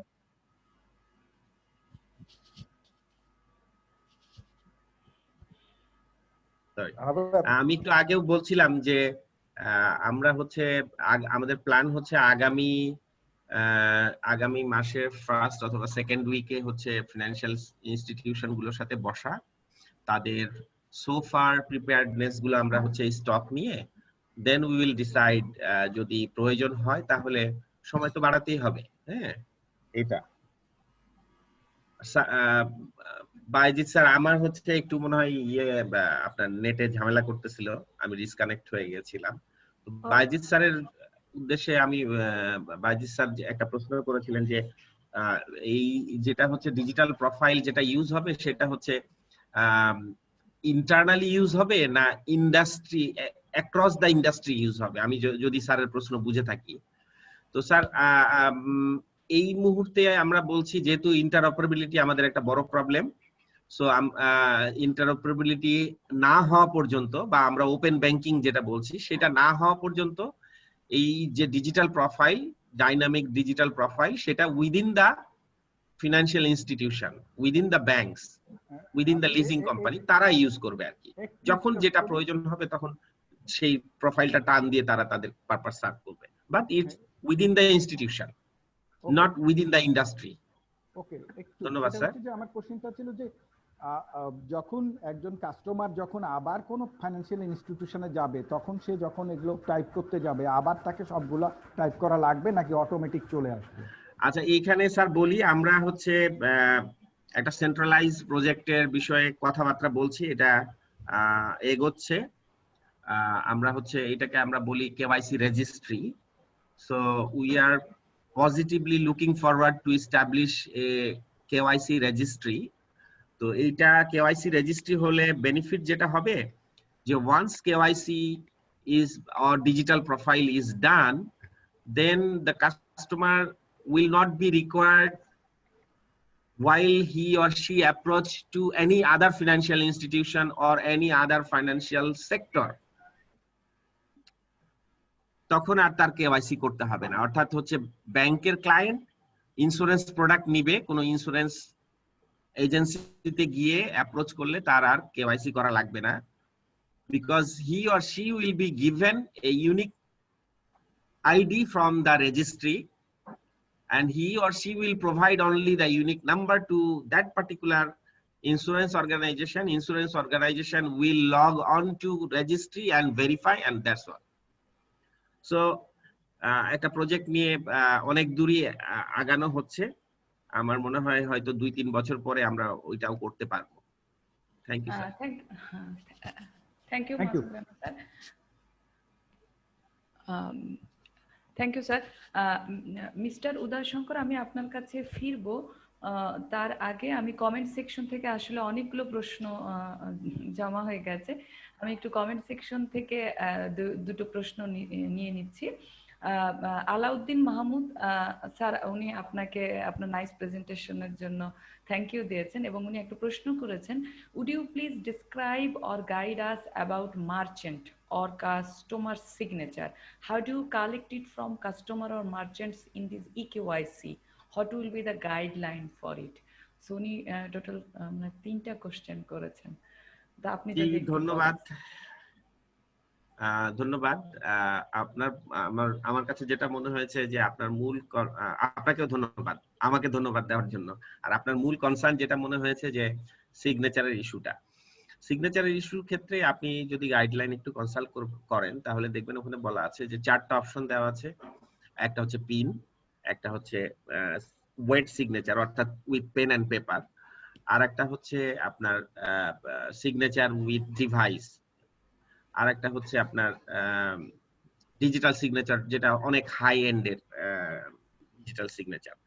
তো আপনাদের ক্ষেত্রে যে কোনোটা ইমপ্লিমেন্ট করতে কোনো বাধা নেই, যার যেটা প্রেফারেবল সেটা আপনি বাধা করতে পারেন। তবে মূল যেটা হবে যে ওয়েট সিগনেচার, যে কাস্টমারের কাছ থেকে আপনার যদি চিন্তা থাকে যে না আমি ওয়েট সিগনেচার ইমপ্লিমেন্ট করব, তাহলে কি হবে? তো গাইডলাইনে ওখানে ফ্লেক্সিবিলিটি দেওয়া আছে। যদি আপনি ওয়েট সিগনেচার ইমপ্লিমেন্ট করতে চান, তাহলে আপনি হচ্ছে পরের কাস্টমারের কাছ থেকে হচ্ছে স্ক্যান সিগনেচার নিয়ে সেটাকে আপনার প্রোফাইলের সাথে অ্যাড করে দিবেন। আপনার প্রোফাইলের স্যাম্পল যদি দেখে থাকেন, আমরা একটা স্যাম্পলের মধ্যে কিন্তু সব রেখে দিয়েছি। আগে আপনারা ব্যাংকে কি করতেন, একটা হচ্ছে সিগনেচার কার্ড রাখতেন, তারপরে হচ্ছে এক একটা জিনিস এক এক জায়গায় থাকতো না। তো আমরা কাস্টমারের সিগনেচার, কাস্টমারের আইডি কার্ড, কাস্টমারের যাবতীয় ইনফরমেশন একটা প্রোফাইলের মধ্যে রাখছি। তো ওই প্রোফাইলে আপনি হচ্ছে কাস্টমারের স্ক্যান সিগনেচার কালেকশন করে, প্রসেসকে আপনি হ্যাম্পার করবেন না, অ্যাকাউন্ট আপনার ওপেন হয়ে যাবে। বাট অ্যাক্টিভেশনের আগে আপনি যেটা করবেন, ক্লায়েন্টের স্ক্যান ওয়েট সিগনেচার নিয়ে আপনি ওইটা প্রোফাইলের সাথে ট্যাগ করে দিবেন। তাহলে আমার মনে হয় আর কোনো সমস্যা থাকবে না। আর অন্যান্য যেগুলো, সেগুলো তো পিন হলে তো আপনার এই ঝামেলা থাকছে না, মানে প্রসেসটা হ্যাম্পার হচ্ছে না।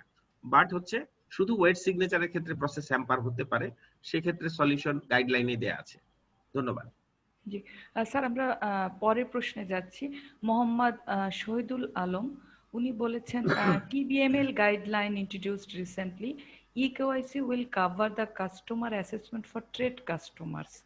আমি কোশ্চেনটা আসলে ক্লিয়ারলি স্যার আপনার কাছে কি কোশ্চেনটা ক্লিয়ার হয়েছে স্যার? আমি না, নিজেও আমার ওই যে নেট যাওয়াতে আপনার হচ্ছে আগের চ্যাট সব মুছে গেছে, আমি কোশ্চেনটা আর দেখতে পাচ্ছি না। আচ্ছা মোহাম্মদ শহীদুল আলম, আপনি কি একটু আপনার আনমিউট করে আপনার কোশ্চেনটা বলবেন?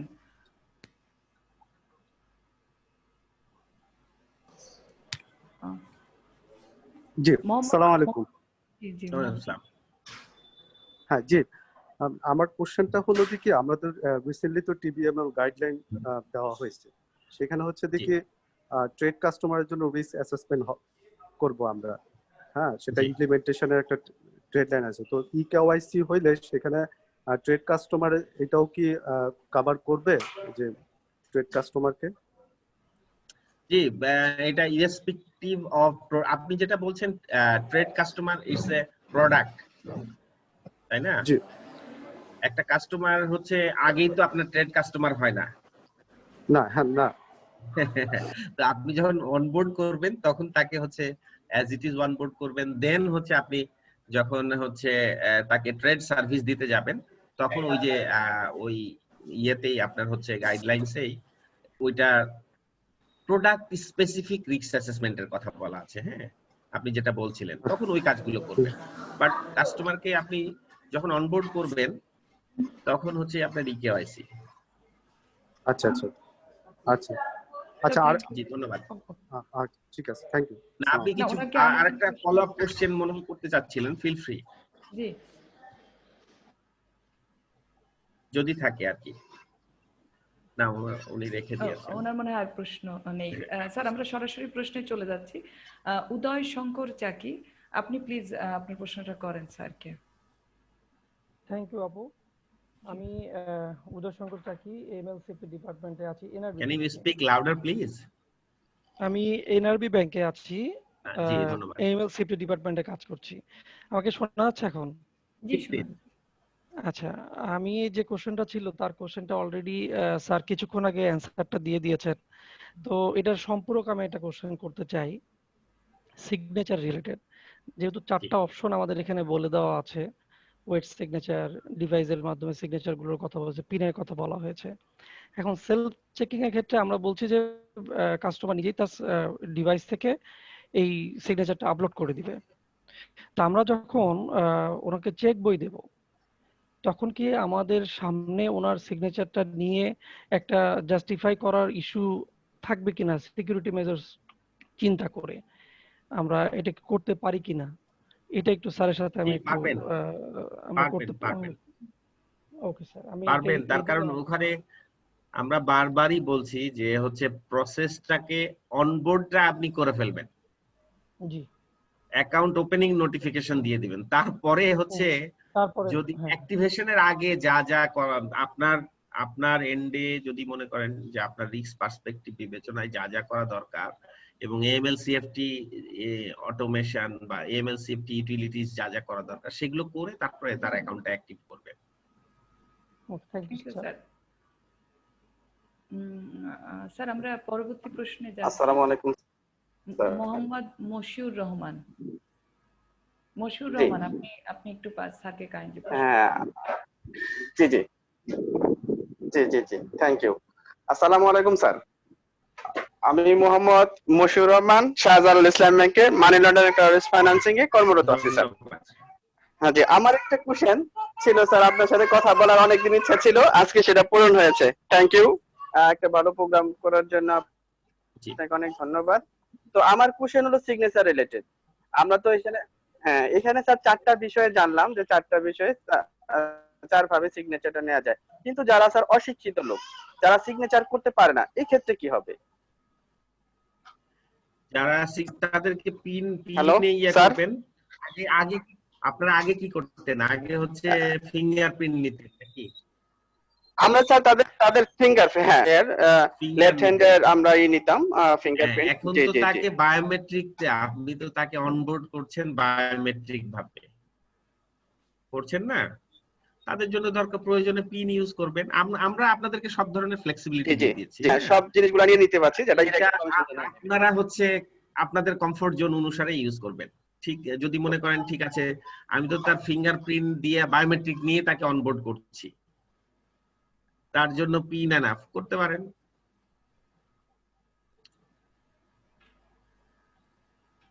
Thank you sir. স্যার আমরা কমেন্ট সেকশন থেকে একটা প্রশ্ন নিয়ে নিই। মুনির আহমেদ রোমেল উনি প্রশ্ন করেছেন, is there any local vendors who are ready with eKYC software solution which is Bangladesh Bank compliant? Sir আপনি কি শুনতে পেয়েছেন? স্যার স্যার আমি কি আরেকবার বলবো? এটা কঠিন প্রশ্ন না, আমি বুঝতে পেরেছি প্রশ্নটা কঠিন এবং সরাসরি উত্তর দেওয়া উচিত হবে না। হ্যাঁ, ভেন্ডরের কথা যদি বলেন, অনেক ভেন্ডর আছে। আমি যতদূর জানি বাংলাদেশে হচ্ছে 7-8টা ভেন্ডর আছে যারা ইকেওয়াইসি অলরেডি করেছে। কে কমপ্লায়েন্ট কে নন কমপ্লায়েন্ট সেটাও আমি কমেন্ট করব না। হ্যাঁ, আমার মনে হয় এটা করা উচিত হবে না। আর হ্যাঁ, একটা প্রতিষ্ঠান হচ্ছে আমাদের সাথে পাইলটে অংশগ্রহণ করেছে। আমরা যেভাবে ডিজায়ার করেছি সেইভাবেই তারা তাদের রেডিনেস রেখে কাজ করেছে। বাট যেহেতু এইখানে একবার আমি অলরেডি বলেছি, আপনার কোশ্চেনের সপক্ষে আমি আর বলতে চাই না, তাহলে আমার কাছে মনে হচ্ছে this would be another conflict of interest. আপনি যদি শুনে থাকেন তাহলে আমার মনে হয় সেটাই এনাফ। ধন্যবাদ। তবে হ্যাঁ, বাংলাদেশে অনেকগুলি ভেন্ডর আছে অলরেডি। Sir thank you.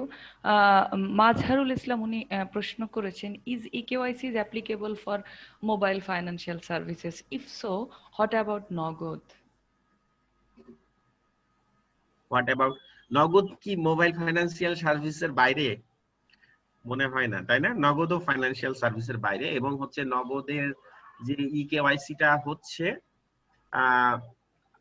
আমি কোনো সার্টিফিকেট দিচ্ছি না তাদেরকে, বাট হচ্ছে মোটামুটি আমাদের ডিজায়ার্ড প্রসেসের মতোই। তার কারণ হচ্ছে আমরা mobile financial service, digital financial service যারা সার্টেন ক্যাপের আওতায় কাজ করছে,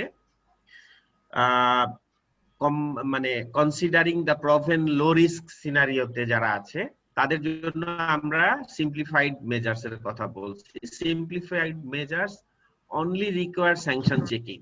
অর্থাৎ আপনারা যেটা দেখছেন বিকাশে, যে জাস্ট একজন ছবি তুলছে, তারপরে হচ্ছে কিছু ডেটা দিচ্ছে, তারপরে হয়তো ফিঙ্গার দিচ্ছে, তারপরে অনবোর্ড হয়ে যাচ্ছে, পেছনে শুধু হচ্ছে স্যাংশন স্ক্রিনিং প্যারামিটার হাবিজাবি এগুলো পেছনে কাজ করবে। অর্থাৎ রিকোয়ারমেন্টটা আমরা খুব যতটা সহজ করা যায় সেটা করেছি। আমি বিকাশেরও গ্রাহক, নগদেরও গ্রাহক, রকেটেরও গ্রাহক। তো সেই হিসাবে আমার কাছে যে প্রসেসটা দেখেছি, আমার কাছে একবারে নন কমপ্লায়েন্ট মনে হয় নাই। এটা হচ্ছে personal opinion. Thank you very much. Sir thank you sir. Sarwar Akhtar উনি প্রশ্ন করেছেন, customer onboarding same sound with eKYC, however how would be the risk grading techniques thereafter? Sir আপনি কি শুনতে পেয়েছেন? হ্যাঁ, শুনতে পেয়েছি। খুলনা অফিস থেকে বাংলাদেশ ব্যাংক। জি, খুলনা অফিস না, আমাদের খুব ভোকাল কলিগ আর কি। সারওয়ার, থ্যাংক ইউ আপনার প্রশ্নের জন্য। হ্যাঁ, যেটা বলছিলাম যে eKYC, it seems it has several components. Onboarding is one of them, and as you have mentioned about the risk rating is another component of electronic KYC. তো আপনার প্রশ্নটা ছিল হচ্ছে যে ইকেওয়াইসির মধ্যে রিস্ক রেটিংটা কিভাবে করা হবে, এটাই তো নাকি? সার্ভার যদি আরেকটু ক্লারিফাই করে বলতেন। শুনতে পাচ্ছেন? সার্ভার শুনতে পাচ্ছেন? সার্ভার আপনি আনমিউট করে আপনার প্রশ্নটা যদি স্যারকে আরেকবার বলেন।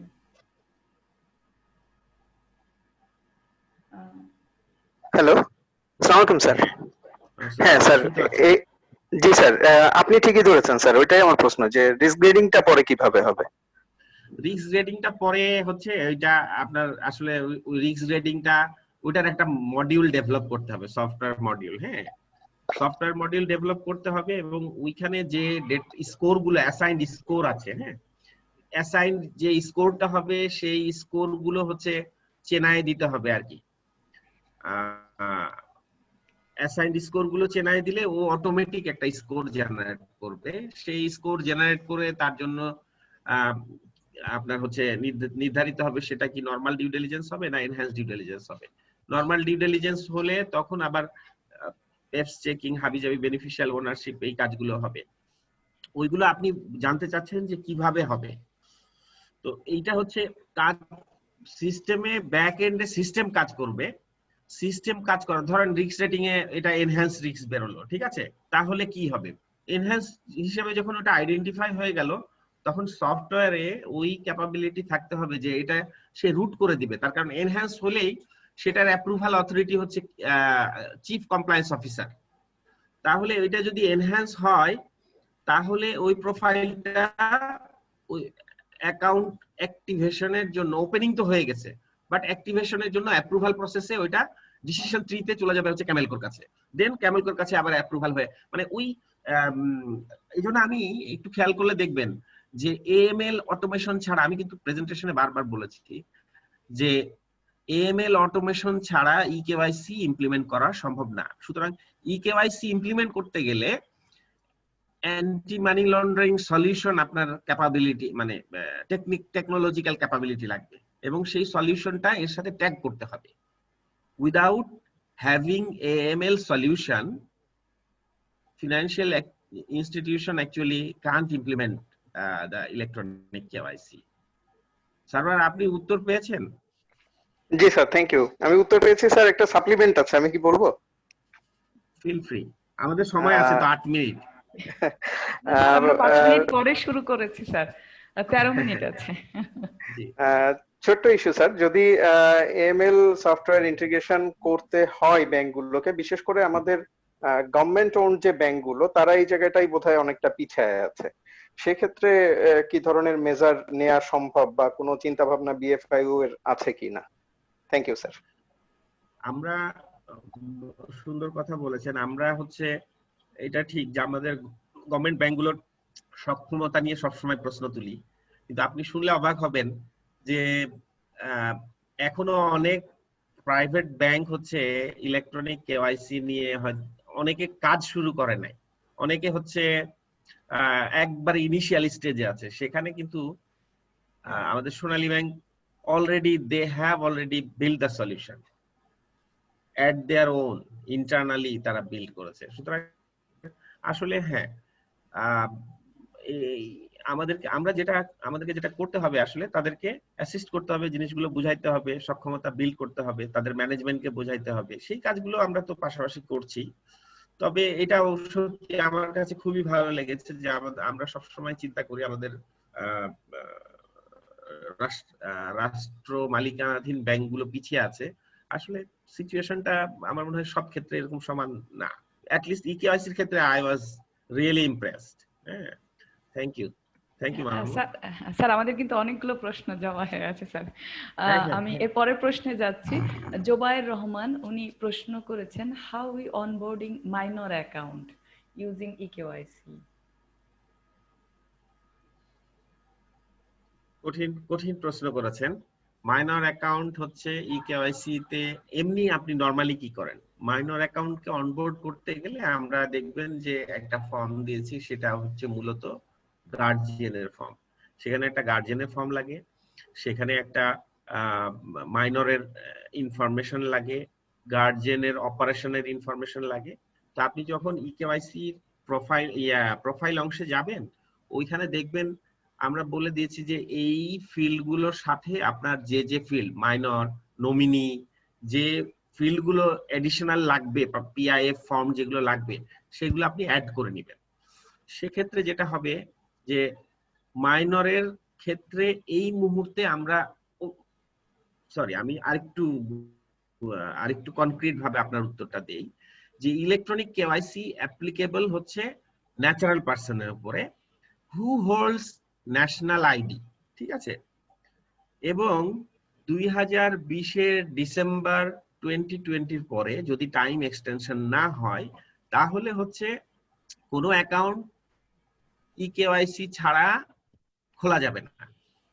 শুধুমাত্র সেই অ্যাকাউন্টগুলো ই কেওয়াইসির বাইরে খোলা যাবে যদি ই কেওয়াইসি ফেল করে অথবা যার জন্য ই কেওয়াইসি অ্যাপ্লিকেবল না। তাহলে ই কেওয়াইসি ফেল করে, আমি অনবোর্ড হতে গেলাম, আমার এনআইডি আছে, আমি ফিঙ্গারপ্রিন্ট দিলাম, ম্যাচ হলো না, বারবার ফেল করছে, বা আমার ফেস ম্যাচ হচ্ছে না, বারবার ফেল হচ্ছে, তাহলে আমি ই কেওয়াইসি থেকে পেপার বেসে যেতে পারবো। আর যার জন্য অ্যাপ্লিকেবল না, ধরেন হচ্ছে কোম্পানি, তার জন্য আমরা ই কেওয়াইসি অ্যাপ্লিকেবল না বলছি। ঠিক একইভাবে মাইনর, যার বয়স হচ্ছে, যার হচ্ছে এনআইডি নাই, মাইনর মানেই আমরা ধরে নিচ্ছি যে তার এনআইডি নাই। এনআইডি না থাকলে আসলে ই কেওয়াইসির মাধ্যমে অনবোর্ড হতে পারবে না। তাকে কোথায় যেতে হবে? তাকে হচ্ছে পেপার বেস কেওয়াইসি তে যেতে হবে। ধন্যবাদ। স্যার আমরা পরের প্রশ্ন যাচ্ছি।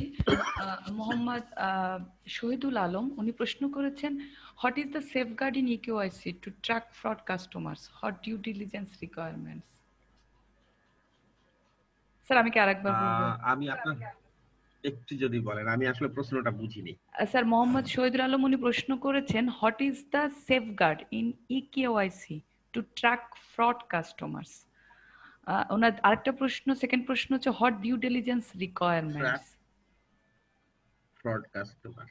জি স্যার।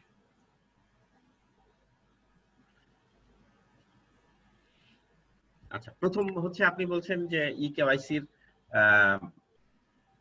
সক্ষমতার কথা বলছেন, যে কাস্টমার তো প্রথমে ফ্রড হয় না, কাস্টমার প্রথমে করে কি আনইউজুয়াল ট্রানজাকশন করে, ঠিক আছে।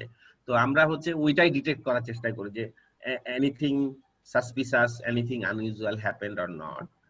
তো ই কেওয়াইসির উদ্দেশ্য হচ্ছে আপনার কাস্টমারকে অনবোর্ড করে কাস্টমারের জার্নিটা করা। আর এই যে সাসপিশাস বা আপনি ট্র্যাক ফ্রড কাস্টমার যেটা বলছেন, সেটার আসলে আইডেন্টিফিকেশনের দায়িত্ব হচ্ছে ওইটা হচ্ছে এএমএল অটোমেশন করে। অর্থাৎ হচ্ছে আপনার ট্রানজাকশন মনিটরিং সিস্টেম যদি থাকে, সেই সিস্টেমটা হচ্ছে কাস্টমারের আনইউজুয়াল অ্যাক্টিভিটিটা ট্র্যাক করে, বা হচ্ছে suspicious behaviour, suspicious activity track করে।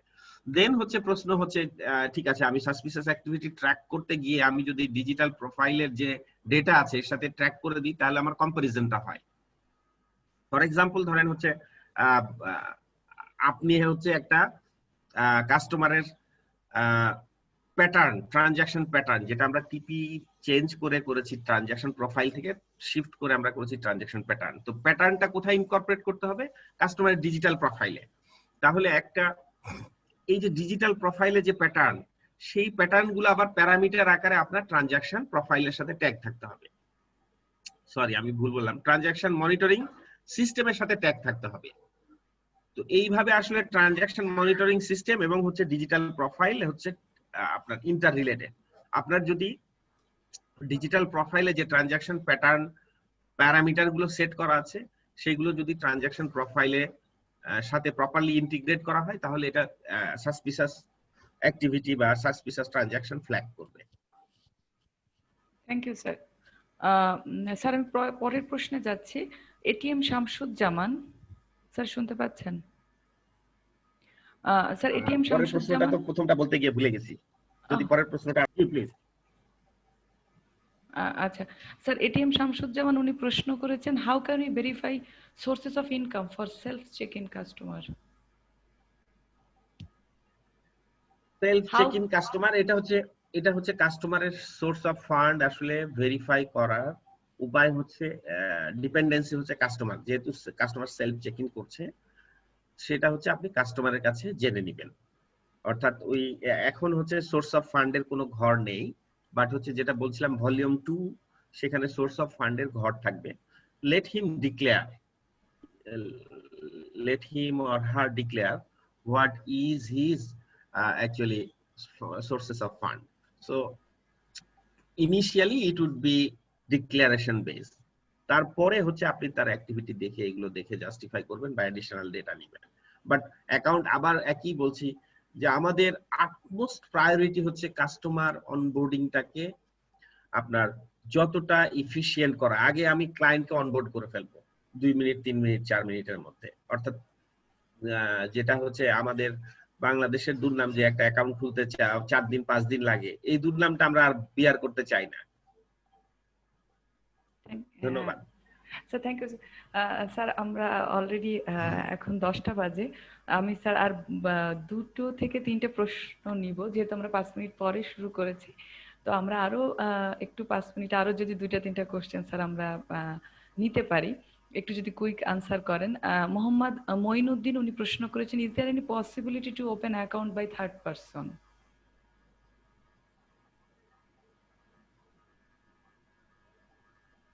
By third person? জি স্যার, আমি জানি না বাই থার্ড পারসন বলতে কি বুঝাইছেন, বাট হচ্ছে হ্যাঁ, এটা ধরেন like an agent can or like an aggregator can open account on your favor. So তাদের যদি আপনি যাদেরকে বোঝাচ্ছেন তাদের যদি ইকেওয়াইসি ক্যাপাবিলিটিতে অ্যাকাউন্ট ওপেন করে আপনার সিস্টেমের সাথে যদি সে ইন্টিগ্রেট করে দিতে পারে বা করে এবং আপনার সাথে যদি তার এগ্রিমেন্ট থাকে, তাহলে আসলে আপাত দৃষ্টিতে আমি কোনো প্রবলেম দেখছি না। Thank you sir. স্যার আরেকটা প্রশ্ন একটু নিচ্ছি, রনি দত্ত উনি প্রশ্ন করেছেন, if a customer have not any smartphone and internet connection, then what will be the measure? যদি কাস্টমারের, এটা আপনি সেলফ চেক ইনের কথা বলছেন তাই না? তো আমরা সেটাই বলছি, যদি কোনো ক্লায়েন্ট তার স্মার্টফোন না থাকে, he or she can proceed to the branch. আমরা ফাইন্যান্সিয়াল ইনস্টিটিউশন গুলোকেও এনকারেজ করছি যে তুমি তোমার ব্রাঞ্চে হচ্ছে একটা কিওস্ক দিয়ে দাও,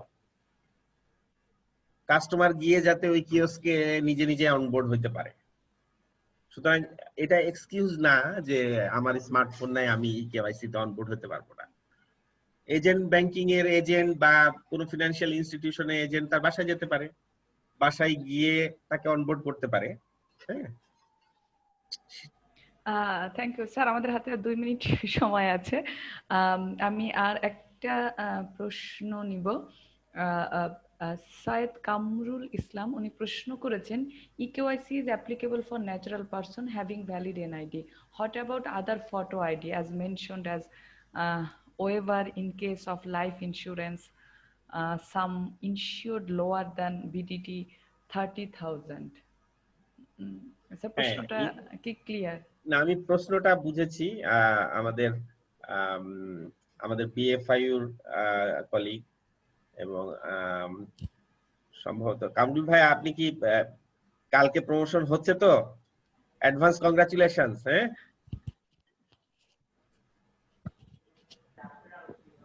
তো হচ্ছে বলছেন? জি বলেন বস। হ্যাঁ রানা, আমার আসলে হ্যাঁ থ্যাংক ইউ, আপনার প্রেজেন্টেশনটা আমার খুবই ভালো লাগছে, সুন্দর হয়েছে। বাট আমার 2টা জিনিস একটু মানে ক্লিয়ার করা উচিত ছিল আর কি, যেটা আমি আসলে গাইডলাইনটা একটু আজকেই মানে পড়ছি, পড়ার পরেই আমার একটু একটা জায়গায় কনফিউশন লাগতেছে। সেটা হচ্ছে যে আপনি যেটা বলতেছেন যে ইকেওয়াইসি বিষয়টা, যেটা সোফার যেটা অ্যাপ্লিকেবলের জায়গায় বলেছে, এটা শুধুমাত্র ন্যাচারাল পারসনের জন্য অ্যাপ্লিকেবল হ্যাভিং ভ্যালিড আইডি। জি, হ্যাভিং আমি ভ্যালিড জানি আইডি। আপনি কোন জায়গায় প্রশ্ন করবেন। আর যে জায়গায় ছিল যে আপনি যে ওয়েবারে কিছু কিছু আছে যে ব্যাংকিং প্রোডাক্টের ক্ষেত্রে বা এই ক্ষেত্রে ইন্স্যুরেন্সের ক্ষেত্রে যেটা বলা হয়েছে, একটা বলা হয়েছে যে digital onboarding in such case by using at least photo ID document. এখানে এই ফটো আইডি ডকুমেন্ট বলতে আসলে আপনি কি আমি বোঝাতে চাচ্ছেন আমি এটা একটু আমার ক্লিয়ার করতে এক্সাম্পল চাচ্ছেন দিতে পারি স্যার। হ্যাঁ, আমি এক্সাম্পল দিলে আপনারা ক্লিয়ার হবেন যে আমরা সবাই বিশেষ করে যারা এএমএল ফিল্ডে কাজ করি আমরা সবাই জানি যে বাংলাদেশে সবচেয়ে কম রিস্ক ক্যাটাগরির মধ্যে যে ইন্ডাস্ট্রিটা আছে সেটা হচ্ছে ইন্স্যুরেন্স ইন্ডাস্ট্রি। মানে ইনহেরিটেডলি ইন্স্যুরেন্স ইন্ডাস্ট্রি রিস্ক কম, যার কারণে হচ্ছে আমরা ইন্স্যুরেন্স ইন্ডাস্ট্রিকে ওয়েভার দিয়েছি। যেমন এখানে বলছি 0 থেকে 10 লাখ বা 1 থেকে 10 লাখ টাকার মধ্যে হলে সিম্পলিফাইড। ইন্স্যুরেন্স ইন্ডাস্ট্রির ক্যাপটা শুরু হয়েছে কিন্তু 0 থেকে না, 0 থেকে 50 পর্যন্ত এটাকে ওয়েভ করে দেওয়া হয়েছে। এখন আপনাকে পার্টিকুলার এক্সাম্পল দিয়ে বলি কেন কোন কোন জিনিসগুলো ওয়েভ করা হয়েছে। যেমন ধরেন আপনি আপনার গাড়ির ইন্স্যুরেন্স করেন না, এখন আপনার গাড়ির ইন্স্যুরেন্সের আপনি যদি থার্ড পার্টি একটা ইন্স্যুরেন্স করেন তাহলে সেটার প্রিমিয়াম আসে হচ্ছে 560 টাকার মতো একটা প্রিমিয়াম আসে, ঠিক আছে? এখন 560 টাকার এটাকে যদি অটোমেশন করতে গিয়ে আপনি অনেক কিছু লেজ এনআইডি চেকিং হাবি জাবি এগুলো সব দিয়ে দেন, তা কারণ আমার সেক্টরটা অলরেডি লো সেক্টর, সেই ক্ষেত্রে আমরা যেটা বলছি যে ওই জায়গায় আপনি চাইলে ভেরিফিকেশন নাও করতে পারেন, বাট তার একটা ভ্যালিড ফটো আইডি, এবং আমরা এনকারেজ করেছি ওখানে যাতে সে ব্লু বুকটা আপ করে দেয়। তাহলে হচ্ছে এই কারণে আমরা হচ্ছে ওইখানে, কেননা ইন্স্যুরেন্স বাদে প্রত্যেকটা জায়গায় কিন্তু এনআইডি বেস এবং সেটা হচ্ছে অটোমেটিক ভেরিফিকেশন বেসড, বাট ইন্স্যুরেন্সের ওই জায়গাটাই কিন্তু আবার সাম অফ ভ্যালু যখন বড় হবে তখন তাকে মাস্ট এনআইডি দিতে হবে, NID must be verified, but ওই 0 থেকে 50,000 ক্যাপ এইটাকে হচ্ছে ছাড় দেওয়া হয়েছে শুধুমাত্র ইন্স্যুরেন্স ইন্ডাস্ট্রির ক্ষেত্রে, keeping in mind insurance industry in Bangladesh হচ্ছে সবচেয়ে লোয়েস্ট এএমএল সিএফটি রিস্ক ক্যাটাগরিতে আছে। পাশাপাশি হচ্ছে আমাদের বাংলাদেশে ইন্স্যুরেন্স মার্কেটের পেনিট্রেশন অন্যান্য দেশের চাইতে খুবই কম, সুতরাং ইন্স্যুরেন্স মার্কেটের প্রমোশন বা ইন্স্যুরেন্স মার্কেটে ফিনটেক কোম্পানিগুলোর আপনার হচ্ছে যাতে ফ্লারিশ হয় সেই বিবেচনায় কিন্তু আমরা এখানে একটু ছাড় দিয়ে রেখেছি। না ঠিক আছে, আমি সেটা ক্লিয়ার বুঝতে পেরেছি। মানে মূল যে জিনিসটা ছিল যে আপনার যেটা দুইটাই গেছিল, একটা আইদার ফিঙ্গারপ্রিন্ট অথবা ম্যাচ মানে ফেস ম্যাচিং। তো ফিঙ্গারপ্রিন্টের ক্ষেত্রে দেখা যাচ্ছে যে আপনাকে তাকে ভ্যালিড এনআইডি নাম্বারটা দিতে হচ্ছে, ইনসার্ট করতে হচ্ছে, এবং ডেট অফ বার্থ, যে দুইটা নাকি ম্যান্ডেটরি হচ্ছে যে আপনার 100% ম্যাচ করতে হবে, এবং এটা কিন্তু সার্ভার থেকে আসতেছে। আর আরেকটা ওয়ে যেটা হচ্ছে সেটা হচ্ছে যে কাস্টমার তার কিন্তু যে এনআইডি যেটা আছে তার বোথ সাইড প্রথম পেজ এবং ফার্স্ট পেজটা সে স্ক্যান করে হোক সেটা দিল অ্যাপসে, এন্ড দেন হচ্ছে যে তার নিজস্ব একটা সেলফি তুললো, সেই ফেস ম্যাচিং এর বিষয়টা। তো এই দুটা জিনিসই কিন্তু এনআইডির সাথে ম্যাচ করতেছে সামহাও, একটা ইনপুট দিয়ে এনআইডি নাম্বার দিয়ে, আরেকটা হচ্ছে যে সরাসরি আমি এনআইডিটা স্ক্যান করিয়ে পরবর্তীতে ছবি তুলে করলাম। কিন্তু এইখানে যে ওয়েবারটা দেওয়া হয়েছে ডিজিটালি, সেই ক্ষেত্রে কি সেটা ডিজিটালি হচ্ছে না? বুঝলাম যে লো রিস্ক আছে এরিয়া, তো সেই ক্ষেত্রে তো ডিজিটালি অন্য ফটো আইডিতে তো সুযোগটা তো নাই। আমি সেই জায়গাটাই এখানে হচ্ছে আপনার ক্যাপের বাইরে গেলে কামরুল ভাই, যদি এটা ক্যাপের বাইরে যায়, ক্যাপের বাইরে গেলে তখন একবারে অ্যাজ ইট ইজ। আপনি চিন্তা করেন 500 টাকার জন্য 560 টাকার জন্য মানুষ যদি এটা করতে চায় তাহলে আসলে সে ইন্টারেস্টেড হবে না, যার কারণে ওই থ্রেশহোল্ডটা দেওয়া আছে। ওই থ্রেশহোল্ডের উপরে গেলেই তখন তাকে আইদার ফেস ম্যাচিং এ যেতে হবে অর হচ্ছে আপনার ইয়েতে আসতে হবে, ফিঙ্গারপ্রিন্টে আসতে হবে। এবং মজার ব্যাপার হচ্ছে ইন্স্যুরেন্স এই যে এত দ্রুত ইন্স্যুরেন্স সেক্টরে কিন্তু একটা ইন্স্যুরেন্স কোম্পানি অলরেডি ইমপ্লিমেন্ট করে ফেলছে eKYC, guardian life insurance, green delta already তারা বেশ অনেকখানি এগিয়ে আছে। ধন্যবাদ। ঠিক আছে, thank you clear, thank you sir. আমরা অলরেডি আউট অফ টাইম, আমাদের সেশনের সময় আমরা প্রায় 3 মিনিট অতিরিক্ত নিয়েছি। আমার মনে হয় আজকে ইকেওয়াইসি সম্বন্ধে আমরা সবাই জানলাম। আমি নিজেও অনেক কিছু আসলে শিখেছি যেটা হয়তো গাইডলাইন্স পড়ে বুঝতে পারিনি। আজকে যারা অংশগ্রহণকারী ছিলেন সবাই অনেক ভ্যালুয়েবল কোশ্চেন করেছেন, এবং আমাদের স্যার মাসুদ রানা স্যার সবাইকে আশা করি যার যার প্রশ্নের উত্তরগুলো স্যার খুব সুন্দরভাবে ডেলিভারি দিয়েছেন।